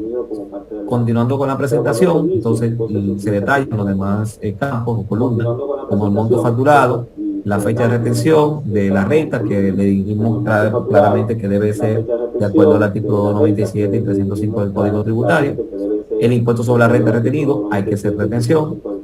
Y el tipo de servicio adquirido, aquí es muy parecido al formato 606, en una lista desplegable. La fecha del documento, como no es un comprobante que está emitiendo la persona que está en el exterior, o sea, fuera del país, entonces de aquí se inscribe la fecha del documento. El tipo de ID tributario se agrega, y aquí podemos tipificar si es una persona física o jurídica, ese extranjero que está en el exterior. En el ID tributario equivale al RNC de ese extranjero que me está vendiendo, ofertando ese servicio. El país de destino es el país donde está ese extranjero, esa persona que va a recibir ese ingreso por parte de nosotros. El detalle de servicio adquirido viene como una lista desplegable, lo vamos a ver más adelante, y la parte relacionada es si es de acuerdo al artículo 81 del Código Tributario. Es saber si el proveedor, o sea, ese extranjero tiene aquí en República Dominicana un representante. Entonces, si es el representante que me está dando el servicio, yo lo marco que sí. Pero si no tiene un representante de República Dominicana, entonces yo lo marco que sí. El número de documento, que se equivale precisamente como si fuera al número de comprobante fiscal. La renta presunta, si hay como tal. Y aquí vamos a hablar sobre el tipo de servicio adquirido. Dependiendo del tipo de servicio adquirido, se van a desplegar dos listas.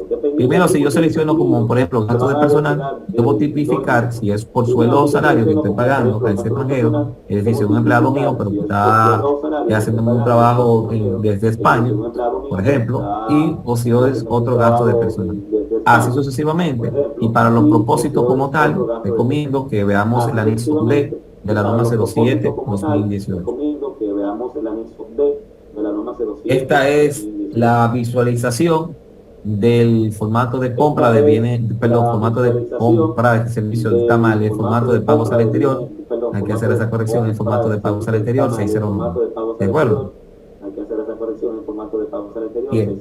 Aquí entonces vamos a hacer unos cuantos apuntes para luego pasar a la sección de preguntas y respuestas. Importante recordar que el cese de operaciones es uno de los tipos de anulación agregados en el formato 608 que anteriormente no estaba. También que aquellos contribuyentes que utilizan soluciones fiscales no tienen que remitir el formato 607, pero que si hacen ventas fuera de la solución fiscal, o sea, fuera del equipo, entonces sí tienen que remitir ese formato.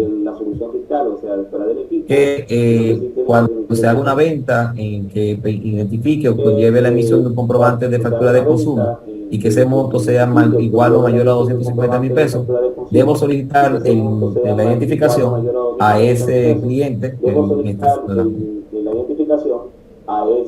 que el comprobante B14 es de régimen especiales y el que debe emitirse de una zona franca vendedora a otra zona franca que es un comprador, cuando esta última, la zona franca que es comprador, cuenta con el carnet de exención vigente.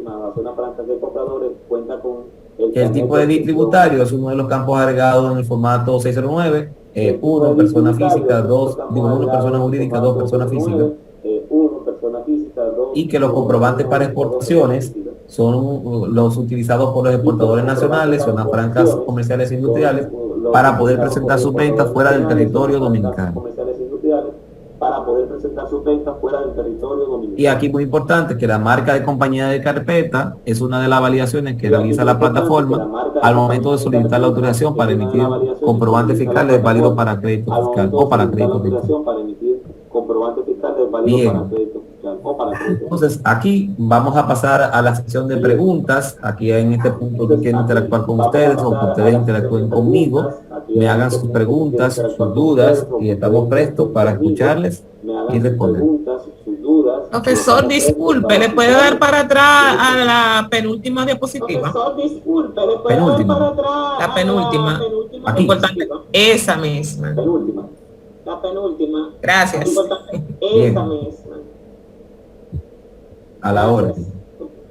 Bien, chicos, damas y caballeros, por favor, hagan sus preguntas, sus dudas, inquietudes, todo muy claro, qué se entendió, qué no se entendió, vamos. Tenemos aquí dos preguntas en el chat, luego le vamos a dar la oportunidad para que habilite el micrófono a la estimada Daisy. La primera pregunta la hace Jadis.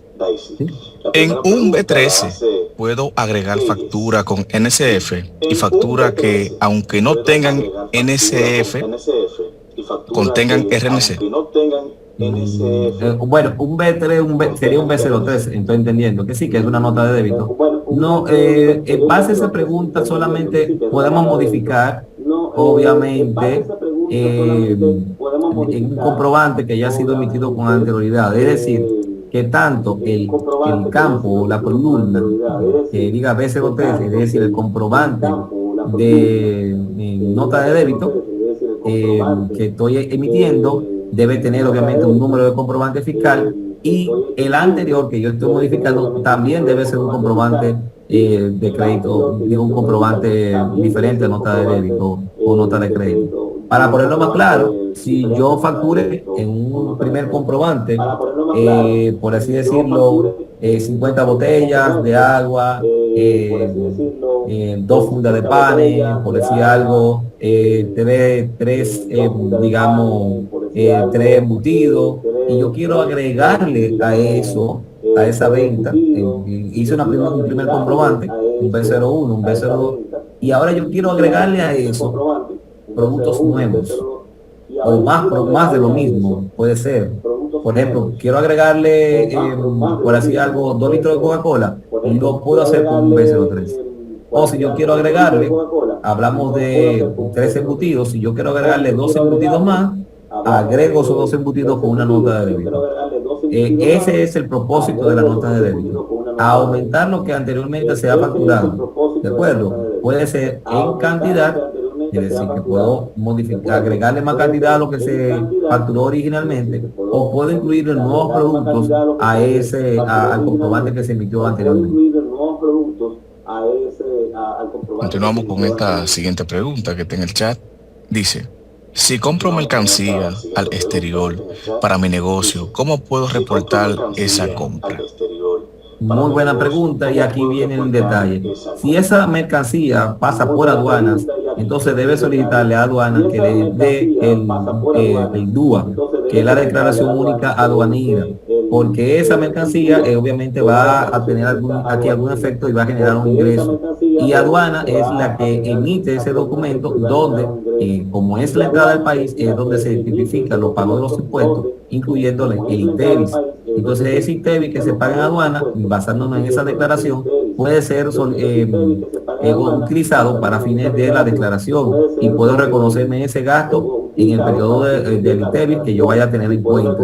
Es decir, que yo esté haciendo el pago. Por ejemplo, si yo compré mercancía en el mes de enero y obviamente entró al país en el mes de enero, por así decirlo, yo puedo solicitarle a aduana que me dé esa declaración única aduanera y eso va a ser mi aval para yo entonces en mi declaración de INTEVIS poder considerarme ese costo. Estimada Daisy, ¿puede habilitar el micrófono? Ok, buenas noches, profesor. Es con relación al 607. Si yo tengo un ingreso reportado en la DGI y ese ingreso, ¿cómo yo lo puedo colocar en el formato 607?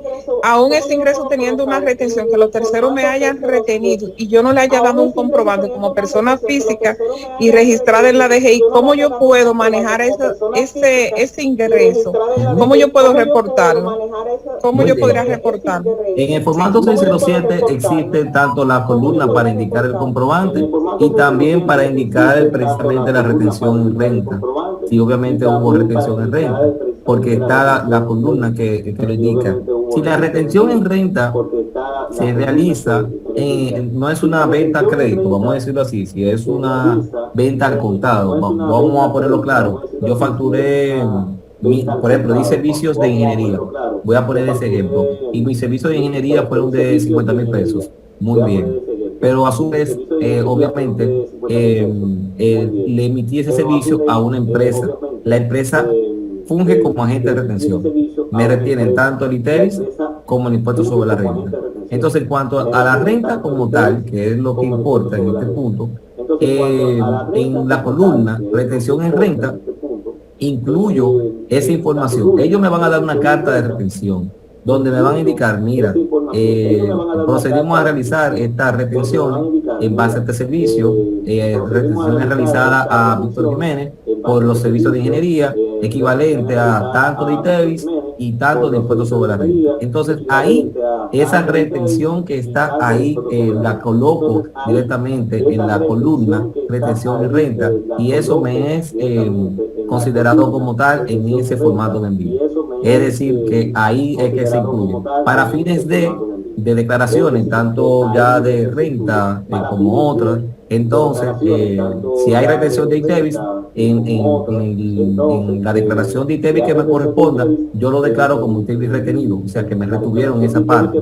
Y si es en renta, en la declaración del IR1, sea el caso, que es renta como tal para persona física, con esa carta de retención, yo me reconozco esa retención en la parte del anexo, si mal no recuerdo, me damos el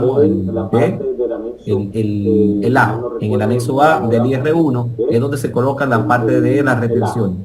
Para fines de cuentas, en el año se hace la declaración de todos los ingresos y yo debo tener toda mi carta de retención disponible para poder contemplar esa información en mi declaración de renta y que me sea asumido como un pago a cuenta, como así que se le denomina. Bien. Profesor, con relación a eso, yo específicamente, tuve un caso que me llamó mucho la atención y es que una persona que yo le trabajo, un cliente, el Estado le hizo un pago por alquiler. ¿Qué pasa? Que esa persona no le dio comprobante. Pero cuando uno sube, a la DGI tiene una retención y un monto bastante alto porque le pagaron por concepto de alquiler. Ellos emitieron una certificación, pero la certificación no hace referencia de que a qué comprobante ellos le hicieron esas retenciones. Esa es la pregunta. ¿Y dónde yo puedo colocar esas informaciones cuando voy a hacer mi declaración de ITEVI? Muy bien, muy bien. Miren, lo primero que debe hacer es solicitarle a esa entidad, porque por obligación tienen que emitir un comprobante. Lo primero. Bueno, pero independientemente de si fue por un libramiento, entonces ya no se hace un formato 607. Eso corresponde a otro formato que se lo voy a decir aquí ahora mismo, y es el formato 623. Cuando son libramientos, ahí que se reportan las retenciones de equivalente al 5% que debe hacer el Estado. De todos modos, es importante, reitero, que la entidad emita un comprobante válido para el crédito fiscal por concepto de ese servicio. Y un dato también, es relevante que nosotros como tal, siempre que vayamos a obtener un bien o un servicio, en este caso, debemos hacer la función de que cuando estemos ahí, en el momento de la facturación, si eso somos nosotros que vamos a recibir, por ejemplo, el producto o servicio, igual también el comprobante, debemos indicarle inmediatamente al dependiente qué tipo de comprobante. Ocurre mucho algo, y lo he notado casi siempre, que cuando vamos al supermercado, la dependiente dice, ¿con comprobante fiscal? Y yo le digo, sí, es con comprobante fiscal. Y cuando me dicen, dígame la RNC, yo le digo, es un comprobante de factura de consumo, porque todos son comprobantes fiscales. ¿Me debe entender? Por eso es importante que cuando estemos haciendo la facturación, nosotros, lo que recibimos, el producto o servicio, debemos requerirle a ese prestador de servicio el tipo de comprobante que nosotros necesitemos. Porque si le decimos al momento de la facturación que es un P02, no voy a utilizar ese costo o ese gasto en ninguno de los formatos. O sea que si necesito una factura de consumo no lo voy a hacer. Ahora, si soy una entidad, por ejemplo, de régimen especiales, debo solicitar que emita un B14. Si soy una entidad gubernamental, debo solicitar que emita un B15. Si soy una empresa que genera, o una persona física que genera lucro, debo solicitarle que me emita un B01. Y eso es importante tenerlo en cuenta. En el momento de la facturación, debemos solicitar el tipo de comprobante que nosotros necesitemos, porque obviamente tiene más que nosotros, somos los que le vamos a dar ese uso a ese comprobante fiscal, dependiendo del propósito que le vayamos a dar. Vamos a darle la oportunidad a Frangeli para que habilite el micrófono. Vamos a darle la oportunidad a Frangeli para que habilite el micrófono. Buenas noches a todos. Me preguntaba, en base también a la que estaba haciendo la chica de las, bueno, la que hicieron por el chat de las compras al exterior. Ejemplo, usted indicó que el DUA se debe de solicitar, y ejemplo, si una empresa hace la compra al exterior y no solicita el DUA, la declaración única de aduana, en dado caso eso queda fuera de mis comprobantes, o sea, fuera de mi declaración 606, mi formato de envío. Queda fuera del ITEVI específicamente, porque no lo contempla. Es decir, para que pueda considerarse el gasto como tal admitido, debe hacerse más bien solicitarle a aduana que le emita esa declaración única aduanera, porque eventualmente es así. Recuerden que el comprobante para gastos menores son pagos por servicios. Esa es la diferencia. Si usted obviamente hizo un consumo de un servicio en el exterior, pues entonces, o mejor dicho, el empleado hizo un consumo de un servicio en el exterior, entonces si puede solicitar, o puede, mejor dicho, emitir el comprobante para gastos menores. Pero si fue un producto que compró, ese producto obviamente para entrar al país pasó por aduana, porque no entra por otra parte. Entonces ahí tenemos que acercarnos a aduana y decir a aduana, emita la declaración única aduanera a nombre de quién. En este caso, si soy yo que voy, que digo, mire, es para mí, yo voy con mi número de cédula, aduana me va a emitir mi declaración única aduanera, porque obviamente soy yo que lo estoy pidiendo, el producto es mío. Productos pasa por aduana me entrega mi declaración única aduanera, ahí se detalla el equivalente al ITEVI que se pagó para entrar ese producto aquí, y entonces ese ITEVI, en mi declaración de ITEVI yo me lo considero. Pero si no lo hago, entonces pierdo esa parte de pago de ITEVI a aduana, pero no me lo considero. Ok, y otra preguntita, existe ¿Cuál es el máximo de un comprobante de gasto menor que No se hay puede un realizar? No hay un máximo, porque todo va de acorde a la realidad de la empresa. Por ejemplo, un gasto menor de, por así decirlo, de la Cervecería Nacional Dominicana no se puede comparar con un gasto menor de la farmacia ABC. No, porque la farmacia ABC no tiene el mismo volumen de operaciones ni de ingresos que tiene la Cervecería Nacional Dominicana. ¿Me doy a entender? Es decir, va acorde a la realidad de cada uno de los contribuyentes. Sin embargo, esto no es limitativo, por eso digo, el monto no limita esa parte. Esto también puede estar sujeto a que se haga una fiscalización y por eso siempre les digo, cuando emitan este tipo de comprobantes y los reporten a través del formato 606, deben salvaguardar los sustentos de ese comprobante, porque si existe una fiscalización, se lo van a requerir. Ok, gracias. A la orden. Continuamos. A las facturas de consumo también se les realiza notas de crédito o débito. Muy buena pregunta y sí, se le realiza nota de débito o nota de crédito. Incluso para hacer una devolución a la factura de consumo, si yo voy dentro de los 30 días, eventualmente el negocio o establecimiento me tiene que hacer mi nota de crédito y si yo quiero agregarle más productos a un comprobante fiscal que se haya metido con anterioridad, yo voy con mi comprobante y me hacen mi nota de débito, no hay ningún problema. A factura de consumo y a cualquier otro tipo de comprobante exceptuando ellos mismos. Continuamos. Si soy empleada y hago gasto de combustible y dieta, ¿puedo hacer la factura de los comprobantes fiscales a nombre de la empresa? Y si es así, ¿qué tipo de comprobante sugiere? Bueno, realmente quien debe solicitar esa información no sería directamente el empleado. Quien debe solicitar ese tipo de información debe ser la empresa. La empresa como tal. Me explico.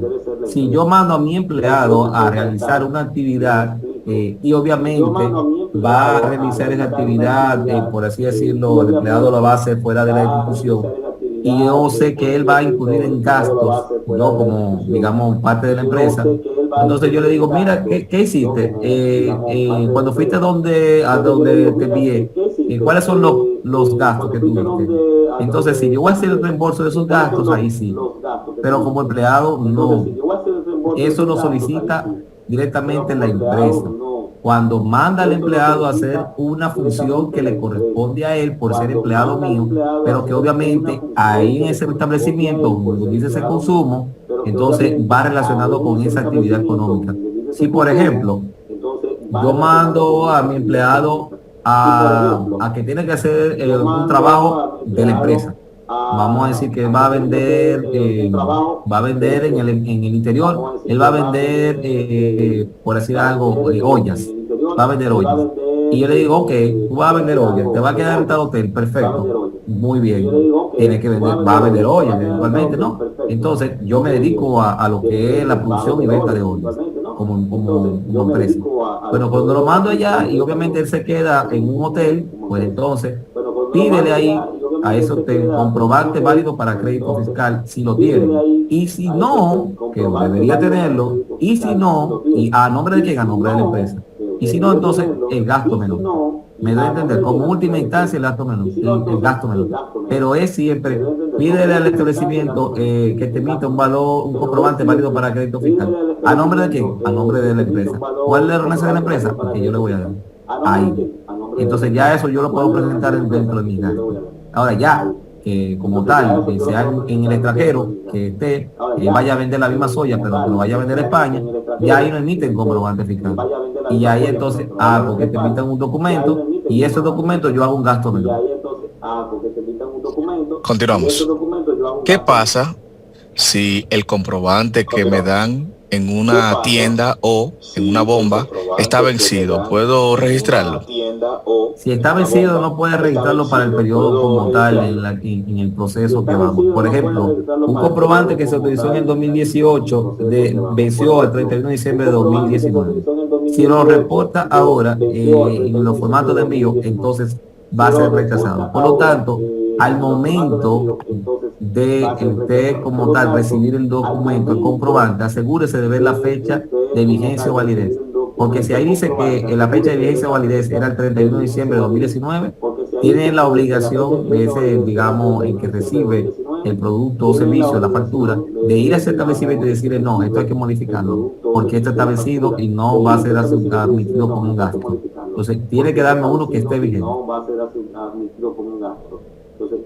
Vamos a darle la oportunidad a Jadis para que habilite el micrófono. Vamos a darle la oportunidad a Jadis. Buenas noches. Buenas noches.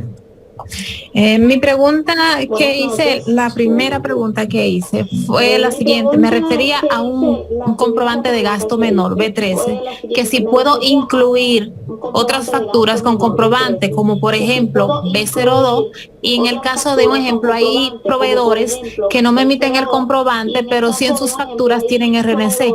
¿Esas facturas también puedo incluir en un B13 o no? Bien, vamos por partes. Primero, los únicos comprobantes que se utilizan para hacer modificaciones son el B03 y el B04. Con esto quiero decirte que si emites un B13, lo estás haciendo de una manera incorrecta, porque no es el comprobante habilitado para hacer ese tipo de modificación o sustitución. Me explico.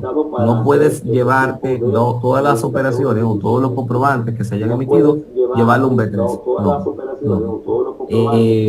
Si vas a hacer una modificación, solamente sería con un B03 o un B04. O sea, yo quiero decir, en lo que es en mi 606, no me estoy refiriendo a las ventas, sino en mis gastos.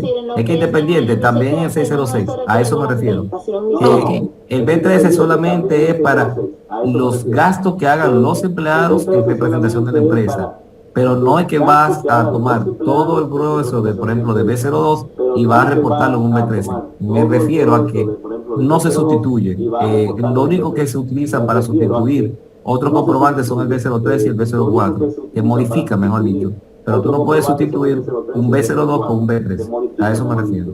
Y en cuanto a esos contribuyentes que además tienen RNC y no te dan el número de comprobante, haznos un pequeño favorcito. En nuestro portal hay una parte verde arriba muy bonita que dice denuncia. Completa la información totalmente anónima y DGI se encargará. Entendido, muchas gracias. Un placer. Continuamos. Muchas gracias. Un placer. ¿Cuáles son los comprobantes que más utilizan los acogidos al RST de ingresos? Bien, muy buena pregunta. Y les digo, los comprobantes no distinguen el régimen de pago en el cual esté el contribuyente, si es RCT basado en ingreso, basado en compras, o si es el ordinario. No distingue. El comprobante, quien lo distingue es el comprador al momento de la facturación. Si yo soy, por ejemplo, o un contribuyente es de una zona franca y es RCT, él va a solicitar que le emita un B14, unos regímenes especiales, porque es zona franca. Es decir, los comprobantes no limitan el régimen de pago. Depende más bien del comprador al momento de realizar la compra, que debe decirle al dependiente qué tipo de comprobante debe emitirle, independientemente de sea este RCT, en ingreso o en compra, o sea régimen ordinario. No, eso no tiene que ver eso. ¿De acuerdo? Continuamos. ¿Cómo se registraría una factura con NSF B02? ¿Cómo se registraría? El B02 solamente se reporta en las ventas, sea en el 607 o en el libro de ventas, dependiendo si es un contribuyente con soluciones fiscales o no. Ese sería el punto. Ahí es la única vía por donde se reporta, y obviamente si es de un monto mayor a 250,000 pesos, se le debe pedir los datos de ese cliente. Y si es de monto menor, pues entonces a través del 607, en la oficina virtual, se contabiliza la cantidad de facturas de consumo y se sumarizan o totalizan, mejor dicho, los montos relacionados a esa factura de consumo. Eso se hace a través de la oficina virtual, cuando son montos mayores y menores a 250,000 pesos. Cuando son mayores a 250,000 se le pide el dato para poder incluirlo en el 607. Pero cuando son de montos menores no se le pide el dato de la identificación, sino más bien que se toman en cuenta y se remiten a través de de la oficina virtual en el módulo de resumen de factura de consumo. De la oficina virtual en el módulo de resumen de factura de consumo. Continuamos. Vamos a darle la oportunidad a Yaniris. Vamos a darle la oportunidad a Yaniris. Buenas noches. Buenas noches. Yo dejé en un mensaje escrito que está fuera del tema, pero que yo necesito saber, porque anoche se me pasó. En la oficina virtual, si yo quiero agregar un usuario, ¿cómo le hago? Quiere agregar un usuario, veamos, no viene el tema, lo voy a responder porque conozco del tema, pero quiere agregar un usuario significa obtener un acceso a oficina virtual.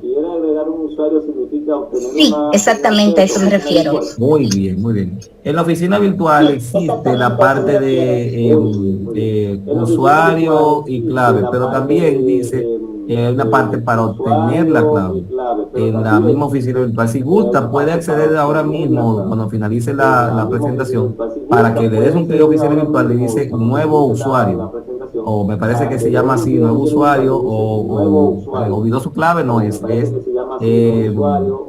algo como que nuevo usuario, en donde se va a pedir los datos del RNC y se va a pedir también datos específicos como son el domicilio, el correo electrónico, número telefónico, si tiene un representante, quién es ese representante, y muy importante también, muy probablemente le pida la fecha de constitución si es una empresa, o un dato clave de ese contribuyente, y también te va a pedir el correo electrónico. El correo electrónico es importante porque ahí, en el caso de que sea aprobado esa solicitud, le va a llegar directamente la clave de acceso a la oficina virtual, y el usuario siempre va a ser el número de cédula o RNC de contribuyente.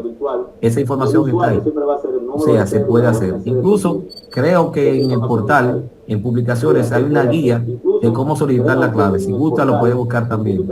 La página de nosotros, en sentido general, me refiero a la página de DGI, tiene arriba al lado derecho un buscador, donde de acuerdo a la palabra clave que ustedes le introduzcan, le dan a buscar y él lo va a llevar al tópico como que están buscando. ¿De acuerdo? Pues pueden agotar ese parte, ese proceso, y ahí entonces se pueden orientar mucho mejor. Pues mil gracias. A la orden. Continuamos. ¿Por qué a los anticipos del impuesto sobre la renta se le cobra recargos e intereses si los pagos es el día 16? Señores, tengo que decir, se me está saliendo del tema, porque el tema Ella lo especificó, Sí, son temas que van, yo puedo responder, pero son temas que van enfocados fuera de lo que son comprobantes fiscales y fuera de lo que son formatos de MIR. Pero le voy a responder, fíjense, los anticipos surgen siempre de la declaración jurada de impuestos sobre la renta y están aparados inclusive por la ley. Los anticipos como tal están habilitados por ley, es decir, que hay una ley que los habilita, que lo indica, y se derivan de la declaración jurada del año pasado. ¿Qué sucede? Que como tal es un deber de contribuyente el pagarlo, porque se le exige a partir de la declaración y están contemplados por ley. Y si no lo pagan en su fecha habitual, pues obviamente, igual que cualquier otro impuesto, genera recargos e intereses. Y entonces, esos recargos de intereses van ahí.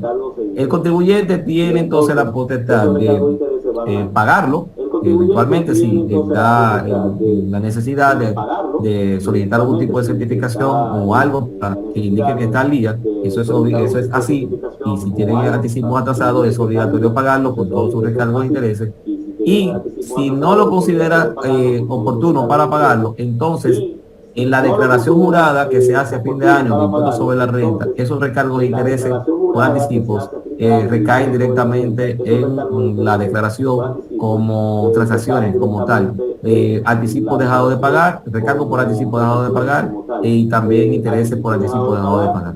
Pero eso está contemplado por ley, reitero, no viene al tema, respondí por la cortesía, pero por favor enfoquémonos en las preguntas relacionadas al tema que hemos visto. Continuamos. ¿Qué tipo de negocio utiliza soluciones fiscales? Continuamos. Muy buena pregunta.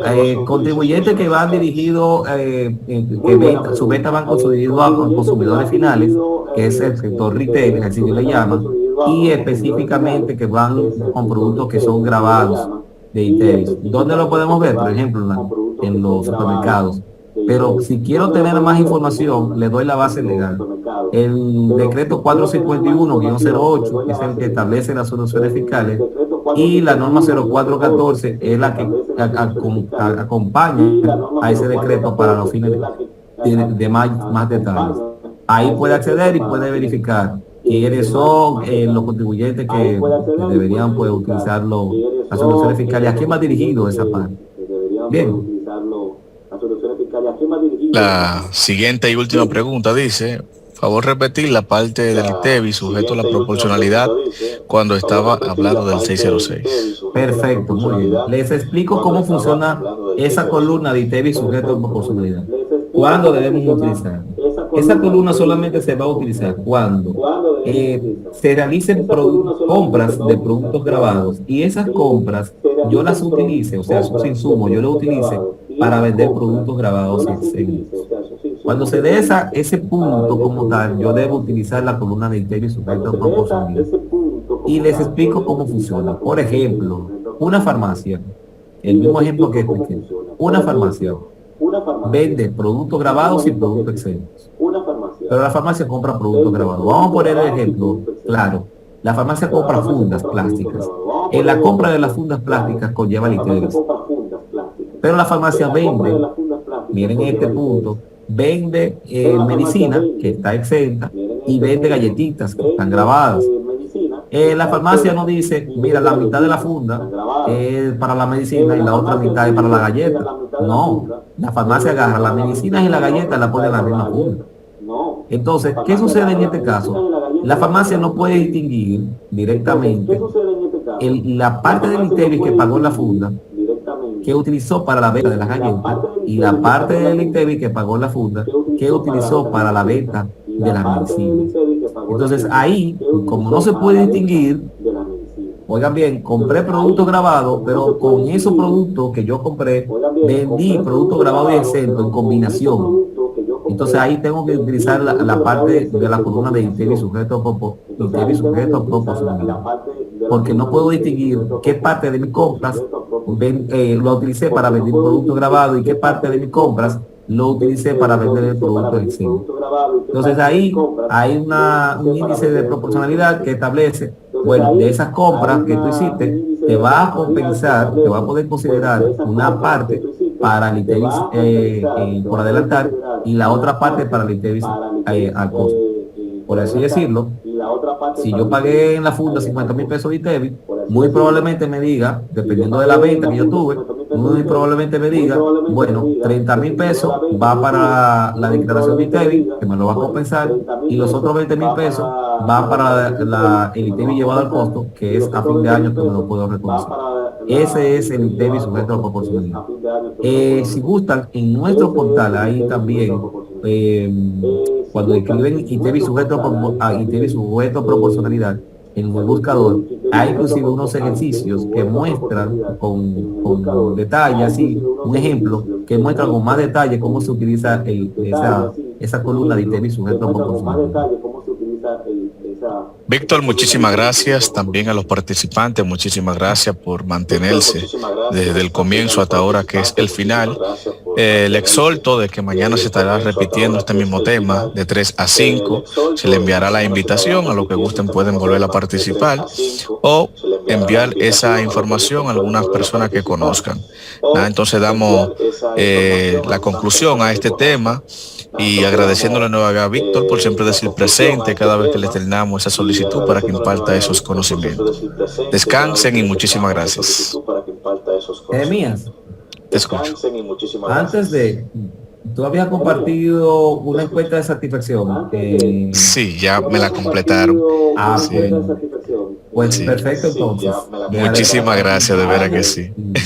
Descansen. Claro, claro. Bueno, pues de mi parte, un placer estar con todos ustedes aquí. Como siempre, agradecido y pues más nada que decirles que tengan feliz resto de la noche. Espero que estos conocimientos que han adquirido aquí en esta asociación también sean útiles para ustedes y que también puedan reproducir con las con sus, digamos, sus compañeros y demás personas. Feliz de resto de la noche y un grato placer. Gracias, Víctor. Descansa. Recording stopped.